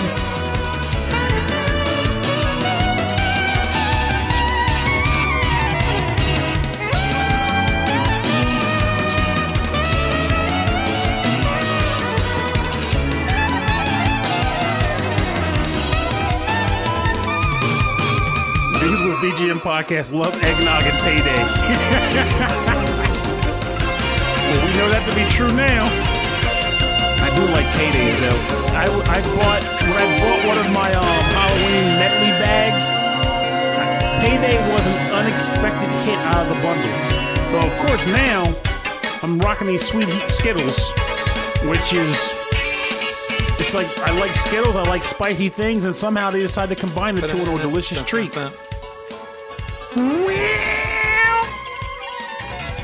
But yeah, for sure, it's not my favorite either. I mean, it doesn't even have a chocolate coating, which, while I typically feel chocolate is overrated, I do feel like a candy bar should be coated in something. And paydays don't have a coating. They're just salty nuts. And like a caramel center. I think there's caramel in there. God, that horn. Jazzy Sabotage, man. I had to squeeze that in here. Brass instruments with Mitchell Wong from the game Guardian Heroes on the Saturn, composed by Katsuhiko Suzuki and Norio Hanzawa. Episode 15-2. This was one of my favorite tracks from my youth in general. Yeah. And Guardian Heroes as a whole is one of my all-time favorite games that I didn't even intend to buy outright. I bought my Saturn. Fun fact. So, everybody has their retrospective on, in hindsight, this is my favorite system ever, or this system was the best. But rewind back to the ancient days when the Saturn was still fairly new and competing with the PlayStation, which was also fairly new. They had their tenure. Saturn was definitely older, of course. And I wanted a PlayStation because Final Fantasy VII got announced for it, and it was down the road. And I already even had a couple games for the PlayStation, like Suikoden and Beyond the Beyond, that I wanted to actually get some play out of. Actually, I'm positive either I had Suikoden already or I got it later. But anyway, point is I had it. And I wanted to buy a PlayStation. But my brother beat me to the punch, and he got a PlayStation before I could. And the rule was we couldn't have the same system in the house twice. So the only other system left was the Saturn. And at the time, there was no love for me for the Saturn. I did not have an interest in buying it. I didn't care that it existed. And I actually struggled to choose games to buy on it and play. We didn't have the internet and a wealth of retro knowledge to say, these are the 20 best games on the system. It was just, here's a bunch of junk on the Electrons Boutique wall. Good luck, sucker. And so I walked out like, ooh, anime characters. Not even that, because the cover didn't even portray anime characters. It was like a really... I got mixed up with something. It had a more Western art style to it. Okay. So I was trying to decide on 2 games to buy, and I walked out with Rayman, which I at least remembered liking on the Jaguar. Right. And this weird-looking game called Guardian Heroes. I guess it could look kind of like an RPG or something. I don't know what this is. And I took it home, and for the record, though I had played Treasure games at this point in my life, I didn't know Treasure as a household name. Guardian Heroes put Treasure on the map for me. With Treasure on the map. Put them on the map. And I was like, wait a minute, they did Dynamite Headdy? Oh my God. They did all these great games. Yeah, for me, it was Gunstar Heroes. Gunstar Heroes on the Gen. Oh, yeah. But did you, that's the thing. Like, there's one thing to say you liked the game. I knew, yeah. But did you know who Treasure was at that point? I learned about Treasure because of Gunstar. Because of Gunstar Heroes. Okay. Yeah, because it was like, this game, I played through this game so many times. It is probably a lot of people like to say, Streets of Rage 2 is their favorite beat 'em up. I'm going to say it, and I mean it. I'm pretty sure Guardian Heroes is my favorite beat 'em up of all time.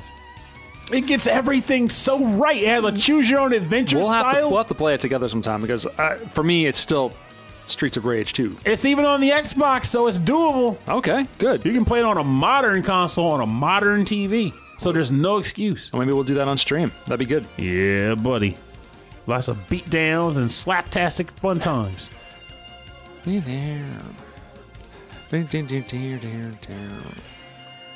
Yes, Pooplos goes, I always dance between Genjiro and Randy in Guardian Heroes. Yes, there was always those, it was that one point in the game, like maybe halfway to 3/4 through, and almost every route you take, actually every route you take, there's a moment where there's a long exposition where the wizard Kanan explains what's going on in the world and the story at large. And during this entire cinema, the main characters are just kind of sitting there doing like little dance moves while the text is scrolling on the screen. And we used to always call it Zombie Dance Party. It was amazing. The Zombie Dance Party. All right, so we are on to my last track of the night. And this is my #1 track of the year. I mean, it would have been the theme of Minot, but this is my #1 because I discovered a new artist through this track, through this game. Also, technically, I think it was a bonus round that Ed Wilson picked from episode 13-8, Romancing Ed Wilson. I forget, was he doing the VG Embassy at the time? Yes, he did. So I think he had just... That was his premiering of it. He just started VG Embassy. We want to have him back on the show to sort of talk it up and to introduce it to our listeners. I love that show, by the way. And we did kind of romance or kind of sexy style games. And this is from the game Deep Space Waifu for the PC. And the track is called Love Cassette from the Future Speed Mix. And the artist is Funny Death. And this is kind of a sped up remixed version from his album called Real Magic is Real, which is phenomenal. It's amazing stuff. If you like pop music or like synthwave style music, definitely check it out. The game is, it's kind of a shooter clone with just anime chicks getting their clothes ripped off, I think. So that's what the game is. But the music is where it works. The music is where it's at. It's incredible. There was a lot of games like that back in the day, though, where it was like, like just on an PC, excuse to have, yeah. Well, the thing is, like in the end, it's like I'm glad I found the music. So, but yeah, I'm really happy that Ed brought this on and introduced me to Funny Death and his whole all of his music and all of his albums. It's so good. So this is from Deep Space Waifu, Love Cassette from the Future Speed Mix, and this is composed by Funny Death. So yeah, this is our 5th track.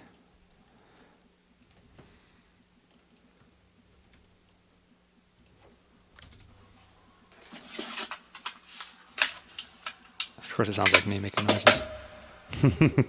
Switch that tape. Whoa. Let's not regret Mega Man Legends. I don't regret it because it's a bad game. I only regret it because Radiant Silvergun became expensive and hard to buy. But Mega Man Legends was good. Graphically, it could use some work in the present day. I had a rip of that I played. But like, I mean, Mega Man Legends 1 and 2, though, we got screwed on not getting Mega Man Legends 3. They're good games, and they're humorous. And they introduce us to Tron Bond and the Bond family. That's right.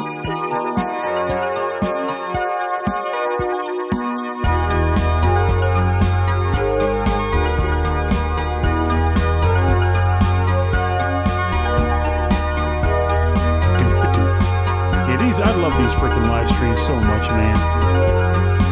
And this was like our best one yet, but I guess we opened it up to everybody too. But this is one of our best ones.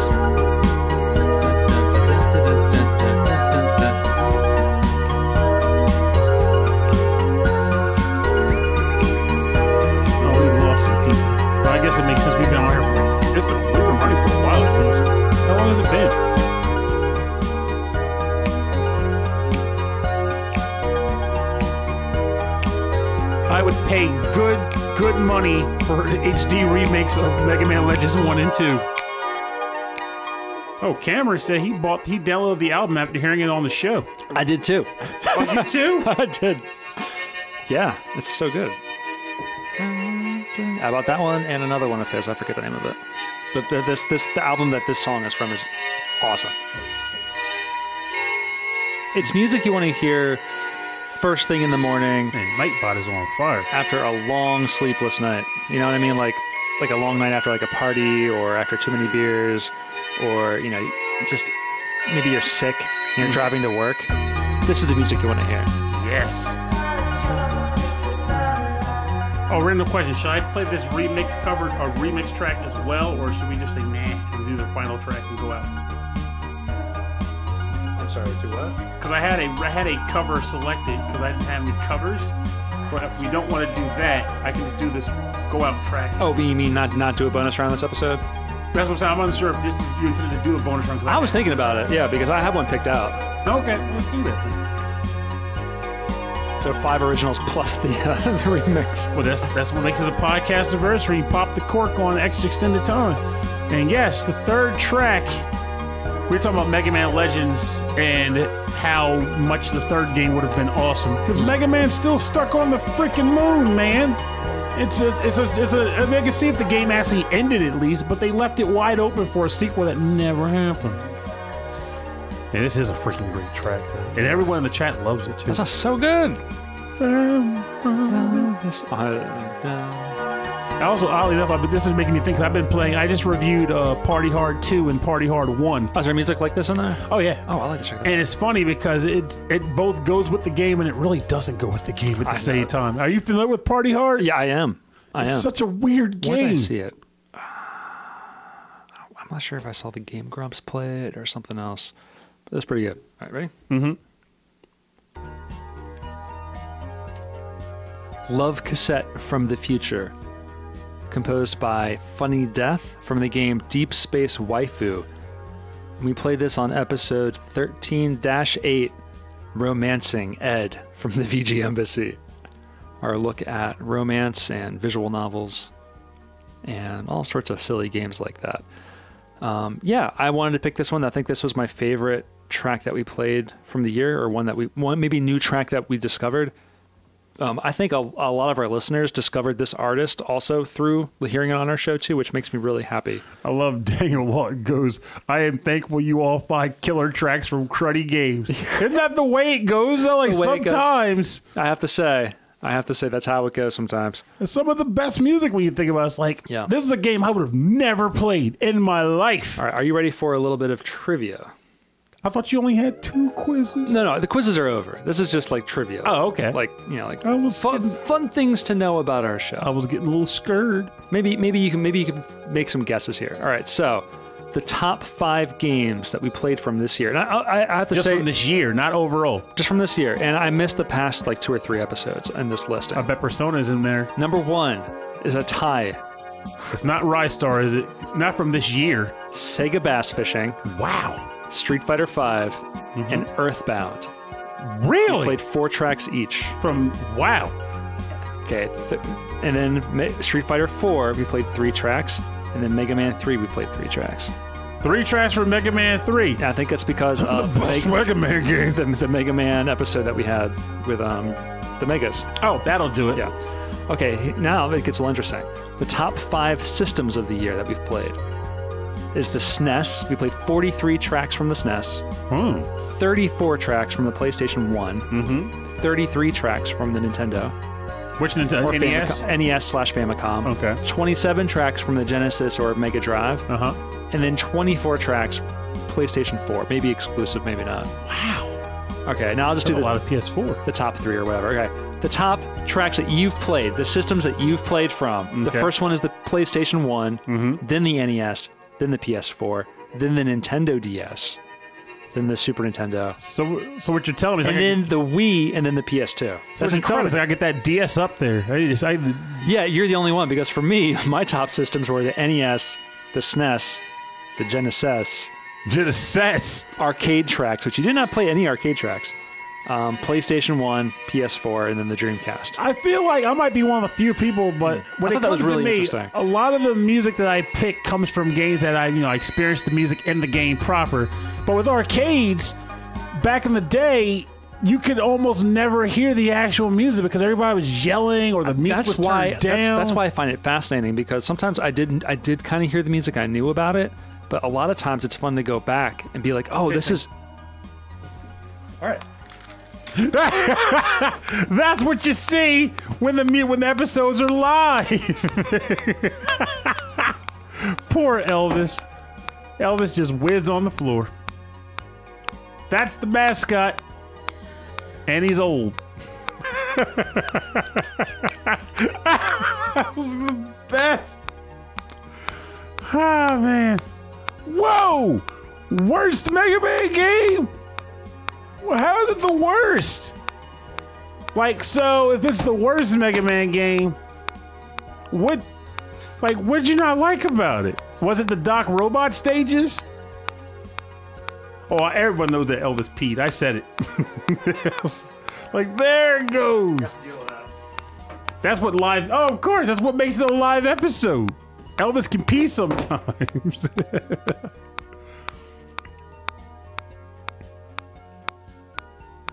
Yeah, Elvis is getting old. His bladder isn't what it used to be.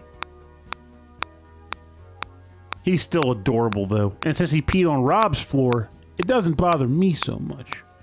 I'm just sad that Elvis couldn't hold it anymore. He's just he's an old man, old fluffernutter. Honestly, even if you peed on my floor, I'd be like, oh my God, you peed on the...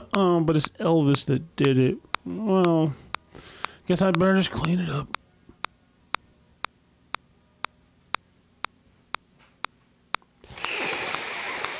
Ooh, X4. Oh, man.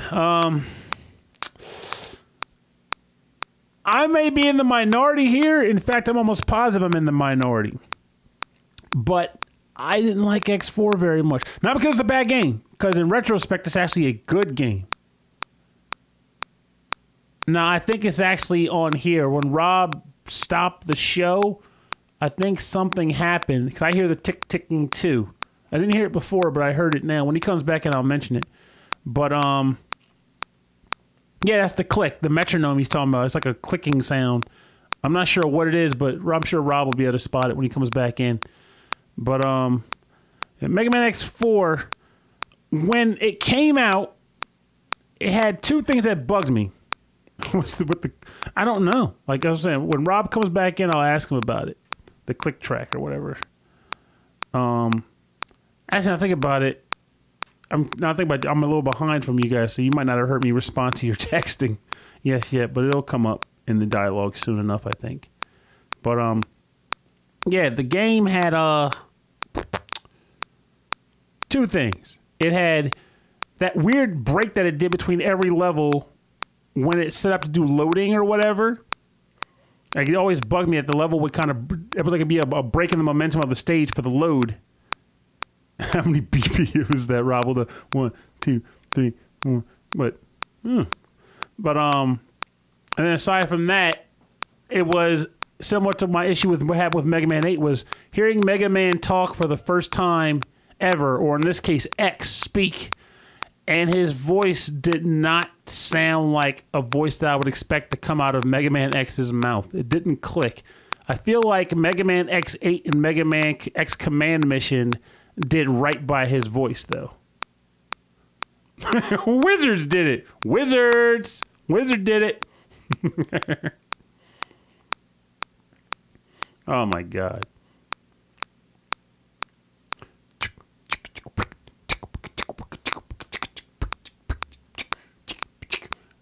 Actually, now I think about it, I feel like I feel like I just did that, but my voice might not be in sync with the click, so it won't sound quite right.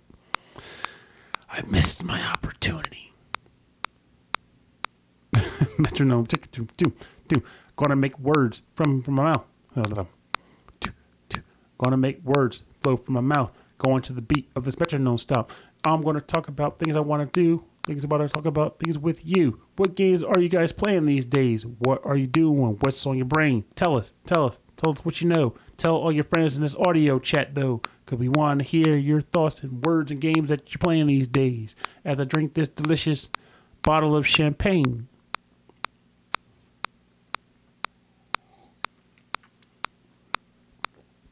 Yes. Mega Man 11's voice was great.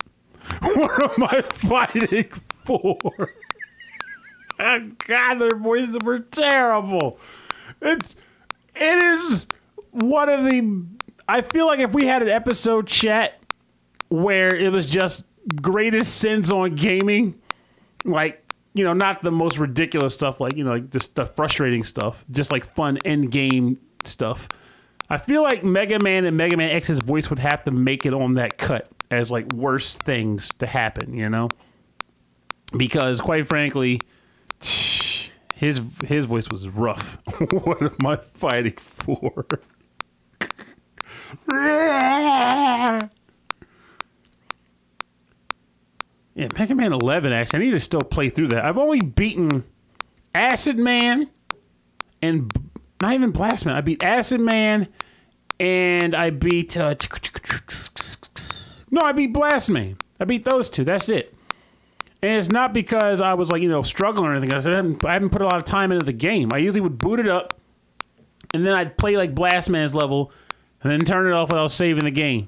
Then boot it up, do Blast Man's level again without stopping the game or without saving the game and do it all over again. And I would just waste time, but I didn't mind because I liked the music in his level. Which, for the record, the music didn't sound great at first, and it still doesn't measure up to the greats of the series, but it's okay. Oh, yeah, I've seen that darn cartoon. I used to record it off of the television as well. And it's cheesy, but I still liked it back then. I can't quite explain what it was, but I liked it. Even as ridiculous as it was, how, like, they made... I mean, Ro was always a housekeeping robot, but I always wanted her to get, like, one cool gun or something. But she used to, like, fight Dr. Wily's robots with a vacuum cleaner, and she did it successfully. That's how you know that a person has ingenuity in their oil, rather. I've never played Spyro, and I intend to do it. Just haven't gotten around to it. Yes, Mega Man 9 is probably my favorite too. That music is good. So good. And I still have fond memories of a lot of it. Though, my favorite fire track has been, since I heard it, and it hasn't changed over in retrospect, Solar Man from Mega Man 10. They pulled that one out of heaven, and it still rings in my ears. Fire theme stages in particular. But, yeah, I've never played... Crash Bandicoot Warped. Oh my God. Solus, you would love this. So when I did the charity stream a few weeks ago, I had never played Crash Bandicoot Warped before. Ever. Never touched the game. And Infernal Bandicoot suggested that I give the game a try. And I ended up booting it up just to try the game and see what all the fuss was about. Because back in the day, I was burned out on Crash Bandicoot by the time Warp came out.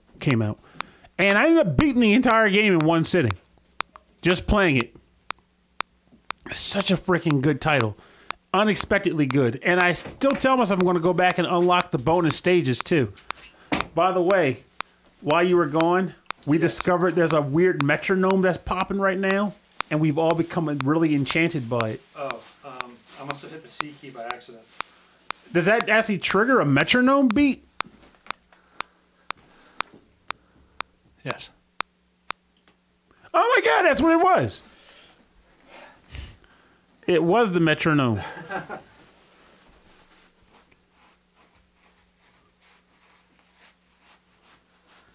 Nitro, yes. Funny thing, by the way. Still talking over the metronome. Oh, because we're having fun, man. This is a good time. It's like we were beatboxing to the metronome. We were worshiping the metronome. I actually sacrificed my firstborn to the metronome. No one saw that, but I did it. But yeah, Nitro Man. So there was I mentioned on the show in the past, but there was a fan game called Mega Man Unlimited, and the game was in development for years, like a number of years. In fact, if I'm not mistaken, it was in development before Mega Man 9 came out, because this was during Mega Man's lull period. So in Mega Man 10, they announced Nitro Man. And unfortunately, in his game, he already had a Nitro Man, but since his game came out later, and technically Capcom now officially owns the name Nitro Man, he had to change the name of his guy to Tri Nitro Man. And his character was specifically related to nitroglycerin, whereas Nitro Man and Mega Man was more so like motorcycle, like nitrous oxide. Wait a minute. I think I was recording you the whole time. Oh, did you? Yeah, I think so. If so, that could be some interesting chatter. I don't know how that's going to work per se, but Evan's voice was great. Dude, Blast Man's level again without stopping mine, but that might be some. Who would even want to listen to that? I don't even know, but that could be funny. Apparently, Rob was recording everything I was just rambling about just now. Anymore. Damn. That's why I find it fascinating, because some. All right. And be like, oh, this is. All right. I do want to try Spyro. I almost bought it. That's the reason why I didn't buy the Reignited trilogy is because I was sad that you buy the disc and then have to download 2 of the 3 games off of it. Off the internet. That's so frustrating. Bless Rob indeed. This man pulls some magic out. Now, how many people can produce a podcast, stop mid-break to take a piss break for the puppy, clean the piss? Our dog is very old. Oh, yeah. I definitely admitted to him, like, he's an old man who's got bladder problems. I was like, honestly, even if at first I joked that it was your carpet. I was like, well, it's Rob's carpet, so I'm not struggling. But then I was like, it's Elvis, so even if it was my carpet, I couldn't be mad at him. Are you ready? Oh, you ready to kind of keep going, or do you want to respond to anything else? Yeah, last thing. I missed a whole lot. Now, Mega Man's not so much low period as in, like, bad games. I mean, like, there was a really large window of time where there weren't any Mega Man sequels, and people were like, what the heck ever happened to Mega Man? The time between Mega Man 8 and Mega Man 10 was about, I don't remember the exact amount of time because my memory's not all there, but I know it was at least 10 years. At least 10 years between Mega Man 8 and Mega Man 9. So the fact that Mega Man 9 got announced blew so many people's minds, because at this point people were like diving into like the fan game verse. There were like a lot of ROM hacks popping out. People trying to recapture that feeling of playing Mega Man games because Capcom wasn't delivering on sequels. Now we're just waiting for the dang metronome. And now we're still waiting for Capcom to resurrect Mega Man X like they did Mega Man, Prime. I can't believe I hit the metronome button before I left. All right, so we're back. We had some technical difficulties, some physical technical difficulties in the studio, but we're back now, and we are listening to the rest of this wonderful Funny Death track as Pernell yells at everyone in the chat about the best Mega Man games that exist. Oh, it was just like a random chat about, we were talking about Mega Man's. We just went down a weird rabbit hole talking about Mega Man's voice, and Nitro Man, and Spyro the Dragon, and how much Cameron really hates Mega Man 11's music. Cameron, water balloon, Cameron. Also, Tornado Hold though. Tornado, yeah, that Tornado Hold though. Tornado Hold though. Yeah. All right. Nice. So, what is your 5th track for the night? All right, so this will be more of like my cover version for the show, so to speak. But honestly, I don't even remember why I picked this one. I think it's just because, quite frankly, I just like I like the guests that were on that episode, and the track itself is bangers. What's up? This track was from the episode 13-7, The Search for the Haunted Jukebox with the VGM Jukebox. Yeah, I did see this. And it was, I think I actually picked it, and it was from Dragon Quest VIII, Boogie Woogie in the Bar piano cover, composed by Francis Rave. This is an interesting pick, I thought. Well, it's not that Solus says for her the download aspect of Spyro isn't a big deal. For me, it wouldn't be if I bought them digitally, as was suggested earlier. But I feel like if I'm going to buy it on a disc, like a physical copy at the store, given how much space media can hold, there's no excuse for the game to not all be on the disc. It should have been all on the disc. So to buy it in the store and then go home and download stuff doesn't make a lot of sense to me. But I might go and just grab it all digitally like it was suggested. Purnell Talks. This is Purnell chatting with you. Welcome to the show, Rhythm and Pixels dudes. I'm Purnell, and that's my boy Rob there. We're gonna drink champagne and chill. Oh, look at the time, it's pretty late tonight, but I'm ready to get... What did that... What is that Twitch? Honestly, since I started doing these reviews, my library's gotten really absurd, but at the same time, the library isn't like a lot of like blockbuster titles. It's a lot of games that if I weren't doing reviews from them, I would have probably never learned to try them, which is actually kind of cool because now I can be like, yo, this game I would have never bought. But now that I've played it, if I had known it would be this good, I would have totally thrown down cash for this title. And I've also had games where that was not the case, though. Welcome back, Mixmaster. Rob is cleaning pee while the track is played. Yeah, this is a pretty short one, but it's a good one.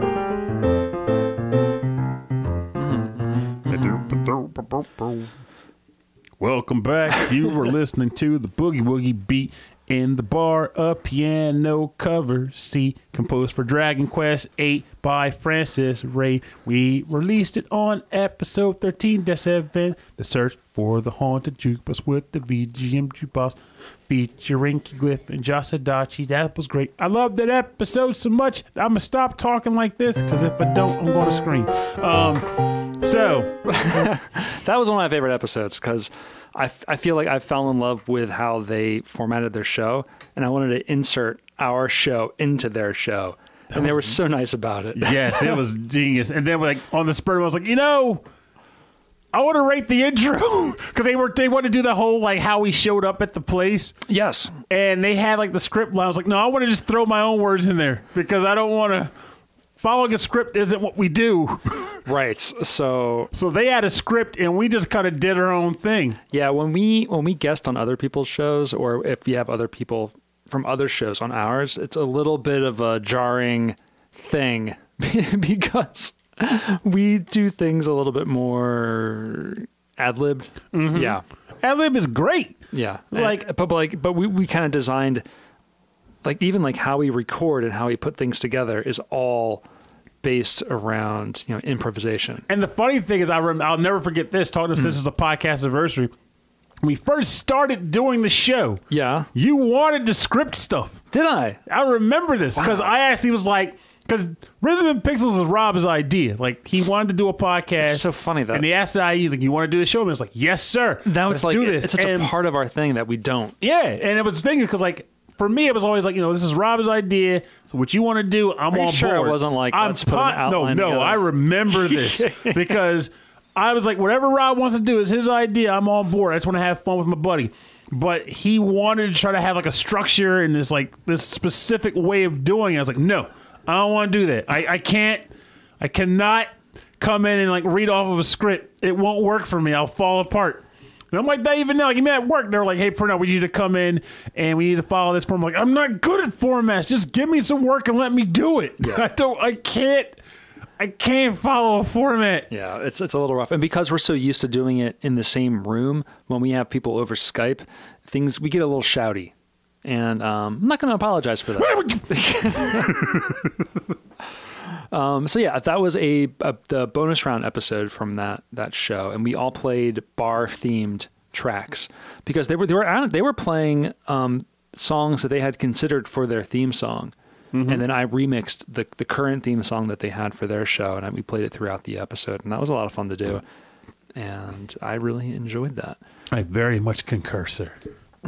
So I think we both played our top fives, or just 5 tracks from the year. Mm-hmm. And this one I don't think even had like a theme from like listeners, because in the sense I feel like I doubled down on people suggesting that they have a good time listening to us chat with like different guests and stuff. It felt really good to hear back from everybody through Facebook, through Twitter. See what everyone liked about the show and their favorite episodes. It meant a whole lot to us. So if you'd like more information... Wait, no date yet. What? Why not? Oh, I just realized I'm jumping the beat. We haven't gotten to the closings part yet. Yeah. Wah, wah. Live, baby. Live. Pausing. Yeah, I'm going to skip the bonus round because I spent way too much time cleaning up urine. Oh, well, and that's put this track on real quick, man. Just What's that? slap it on there. The Blue Sky games one. Oh, yeah, we'll end on that track. Yeah, Blue Sky Laundry. That's perfect. So Yeah, you can yeah. talk through it.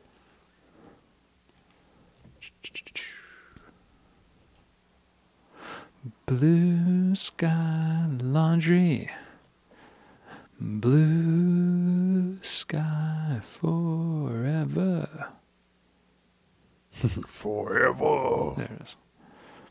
Discovering Battlemania Daigenjao is one of my favorite discoveries on this show. And that's what's going to come up. I got to definitely mention that, and that exactly like that, though, too. All right, ready? Here we go. And I'll figure out a good spot to put this on. It's a good ending song, too. Yeah, this is good.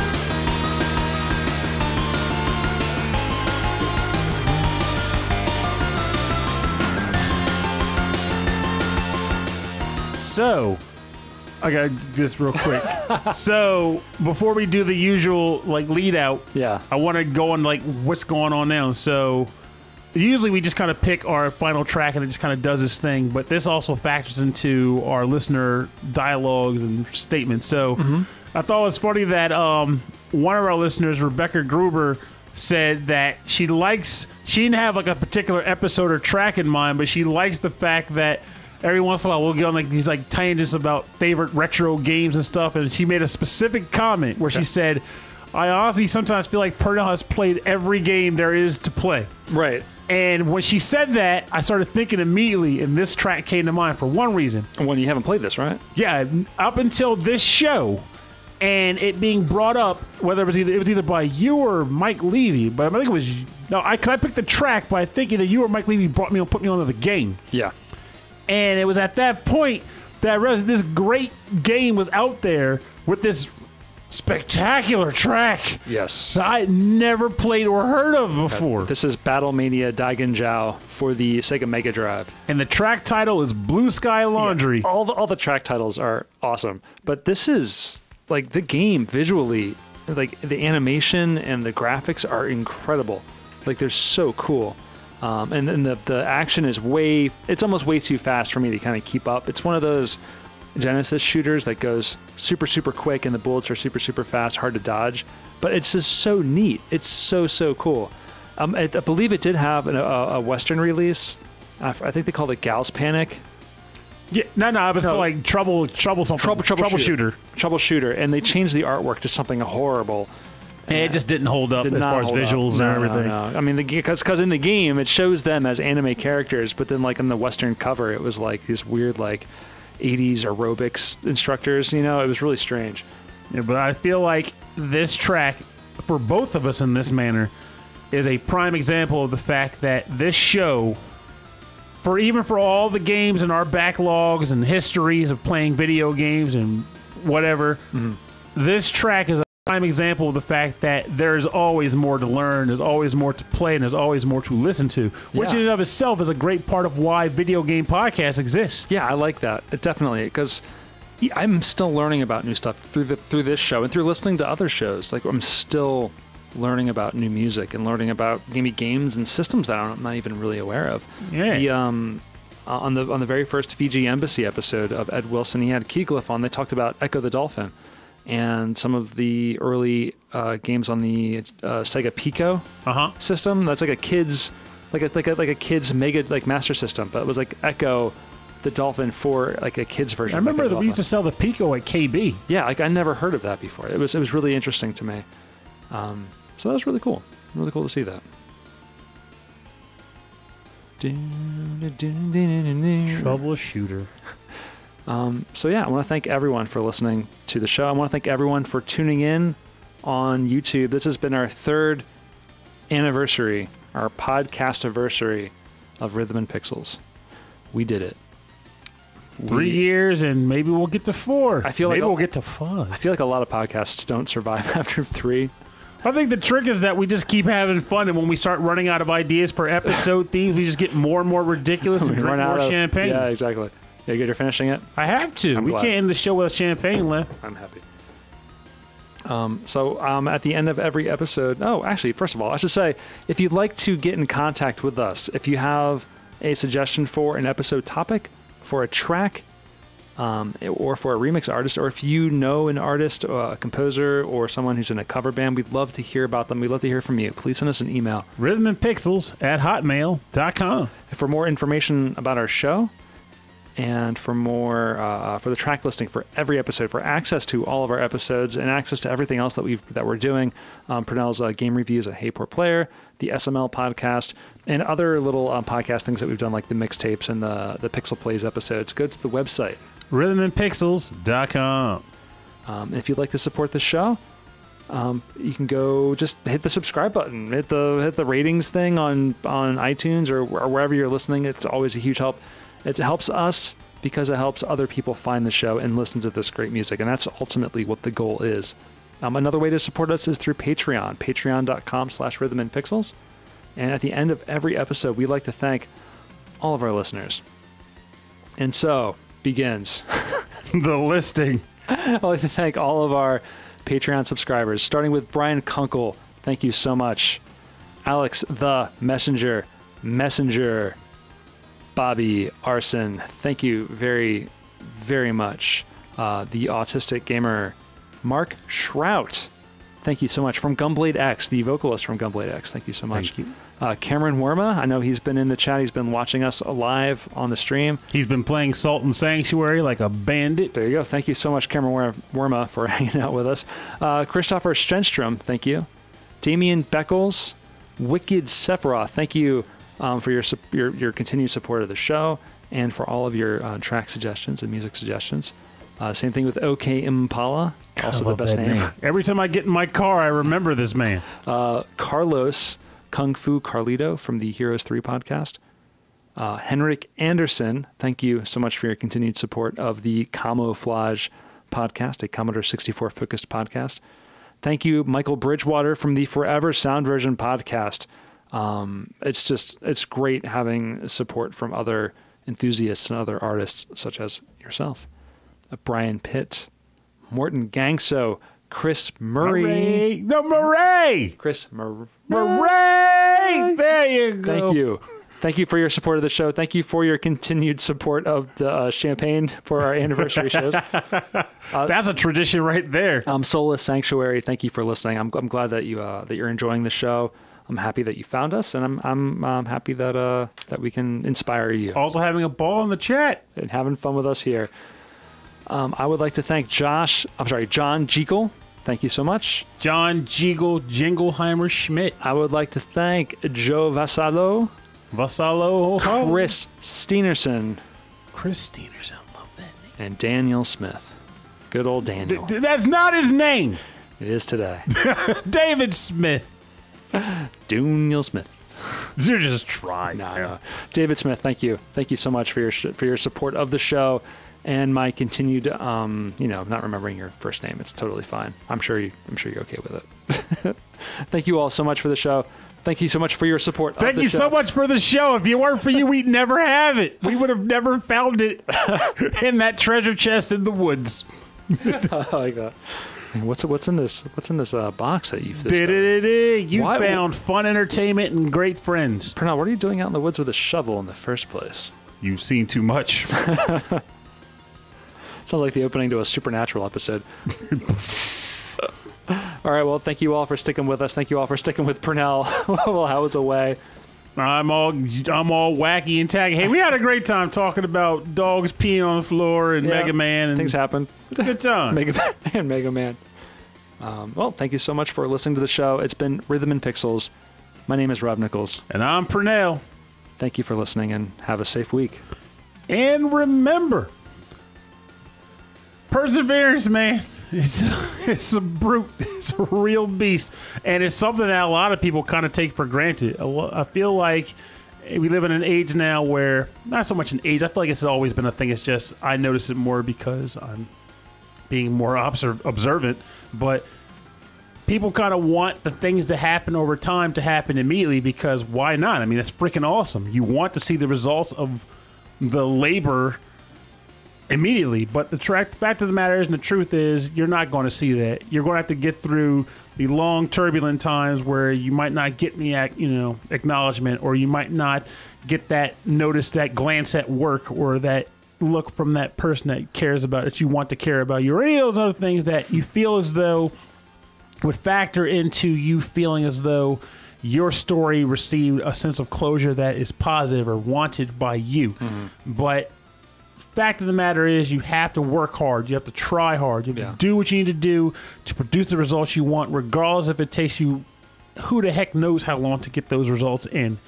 And with that stated, if it's a hobbyist sort of thing that you're doing, we're not talking work related, like a hobbyist thing. First and foremost, the hobby has to be something you want to do. It has to be something you enjoy. That way, if you don't get those initial hits, you really don't care. You're more about just doing what you can to get your work out there. And as you put it out there and share it and display it, and people that notice it and see it and want to share that work as well, it's almost like a natural attrition. It'll just happen.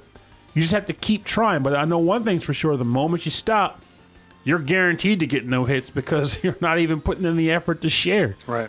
Just keep trying. Keep doing what you do best, which is what you want to do. And what's going to happen is going to happen. Just keep trying. Keep going. Keep drinking champagne. And that's all there is to it. Thank you, everybody. Thank you so much. Thank you so bloody much.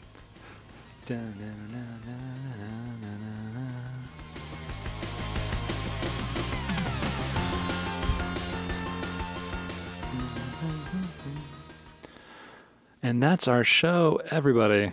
Thank you. I am stopping the recording and I am saving the files. Don't stop it yet. We gotta say goodnight. Oh no! I'm stopping the podcast file. So that's it. Yeah, persistence and dedication are what I try to instill with any learners I have in my classes, along with teaching them how to think, not what to think. Very, very true. That is so bloody true. Yeah. Because being taught what to think is not. See some of y'all on Discord. By all means, hit that Discord chat, man. There are way too many places to keep track of online. I'm glad that we made a Discord. I'm glad that everyone's got Discord. Discord is cool though, in the sense that it's too much. It's his own environment. I know, but I'm never there. Oh, I know. Have a good night, Cameron. Good night, Cameron. Thanks for popping in, buddy. Thanks for popping in. We appreciate it. No, I mean, Discord for me, I don't always have the time, but I like to come in there. And I'll see that there's been dialogue happening. They'll be sharing tracks and stuff. And I'll probably say, oh, my God, here's some cool new music to listen to. And then I'll comment on it. And I'll have some conversation here. And then I might disappear again because I'm back to whatever I'm doing. And I'll show up again. It's it's what I wanted to become. It's his own microcosm. Things are happening there. And then you come in and you say stuff sometimes. And everybody's just having fun. It's what I wanted the 5 degrees of Gamer group to do, and it just didn't happen. That's hilarious. Discord, it's IRC. It's another IRC. That's what it is. It's built for games and voice chat specifically. It's a good service, honestly. It's just a matter of it. Just like with most things, it needs the people, it needs the butts in the seats to get it to do what it needs to do. In addition to Rhythm and Pixels, I have 5 Degrees of Gamers, which is a chat group I tried to create for a Facebook game group I have. And it's another case where it's hard to do because if people aren't, engaging in it, it becomes a lull. But if people are engaging in it, it could technically be a rotating chat room where people come in, they say things, and they leave, and other people come in and say stuff, and you're just kind of there while you're there. But that's a hard place to hit. But I feel like it could happen. It just takes time and that hit. What was I going to say? Oh, this weekend is PAX Unplugged. Oh, yeah. I'm ready. You ready? That's why I'm working all these hours at this blasted job. So you're going to go Friday. I don't have any time left. I'm negative time. Negative time. Well, yeah, so I'll be there Saturday. Christy's trying to figure out when she's going to ride, and then I think we're going to go up together. So I'm not sure. We will see you there because my goal. You're not staying up there. I mean. I'm commuting every day. Yeah, because it's Philly. Yeah. Oh, you're going with Mark. Oh yeah, because he's going to deal with the parking. I don't want to deal with all that parking. Screw that. You wouldn't say hey, let me help out and park. Thanks, Brian Mosley. Anyway, thanks, Brian. Have a good night. And he said that you popped on their server at one point, but then you vanished. Yeah, I did. For like a minute. Yeah, yesterday I think I was like avoiding work, and I was like, "Hi." Gotta pop in more often. Just go in there and say a few things. Discord is good for that. It's because it's on your phone. You can easily come in and go out and come back and go out. Find me on PlayStation, on the PlayStation Network, so that I can compare Tetris scores. That reminds compare me. Tetris penises. That's the other thing. If you guys are playing stuff on two things, one, if you're playing stuff on PS4, let us know what those games are because that could be an excuse to like compare scores and stuff. Mm-hmm. And other than that, also, if there's any games on PS4 or even classic console, but mostly PS4 because that's freaking easy, that you would like to see streamed, let me know. Because right now I'm playing Resident Evil 4 when I'm not doing review stuff, but I would like to go back to that. And I thought about Are you streaming that now, or are you just playing? I haven't played it since the stream, but next time I play it, I am going to stream. Oh, streaming. Oh, cool. So, all right, Nightbot. Good night. Good night, Nightbot knows. Nightbot knows what's up. Oh, good. Yeah. I think I joined it, actually. I joined that group. I just need to actually frequent it more. But I definitely did join Pixelated Audio. Oh, yeah. Maybe I thought I was in something else. Yeah, buddy. I pre-ordered Smash Brothers with the Pro Controller that comes with it because, fun fact, my Gamers Club Unlocked expires the second week of December. But while I did have it, you get actual 20% discounts on games that have controllers included on them. So that's like pretty much the only way to get decent discounts on controllers these days. I have not gotten it yet because time has not been my friend. I have been buried in like reviews, oddly enough. Between reviews and doing the show and then having to play through Pokemon Ultra Sun before January 1st, I am dying right now. But I want to do it. I'm going to do my gravity rushing. I have to play through Pokemon Ultra Sun because I'm the Steel Gym Leader for the MagFest Pokemon League. Have been for years running, and this year it is in Pokemon Ultra Sun, which I didn't want to play because it's a boring freaking game. Because I've already played the originals, and they ain't changed much for Ultras. But I got to play through it now for the purpose of... Oh, crap, I haven't done it. I guess I'll do it after this episode's over, after we're done recording. But, yeah, I have to play through the game so I can be able to compete with all the people that are coming there to earn their badges this year. So, the struggle is indeed real. What are you playing? Oh, this is them? Oh, this is good. I just didn't know what it was. I was like, Bird. Yeah, this is from the Megas episode. I seriously thought I joined that group, but like I said, I'm going to do it tonight, though. All right, I seriously thought I did. We're cutting the stream. Thank you all so much for hanging out with us. Have a good night, guys. Hit us in Rhythm and Pixels chat or the Discord group. Yeah, all the stuff we forgot to plug. See ya. Oh, stop it.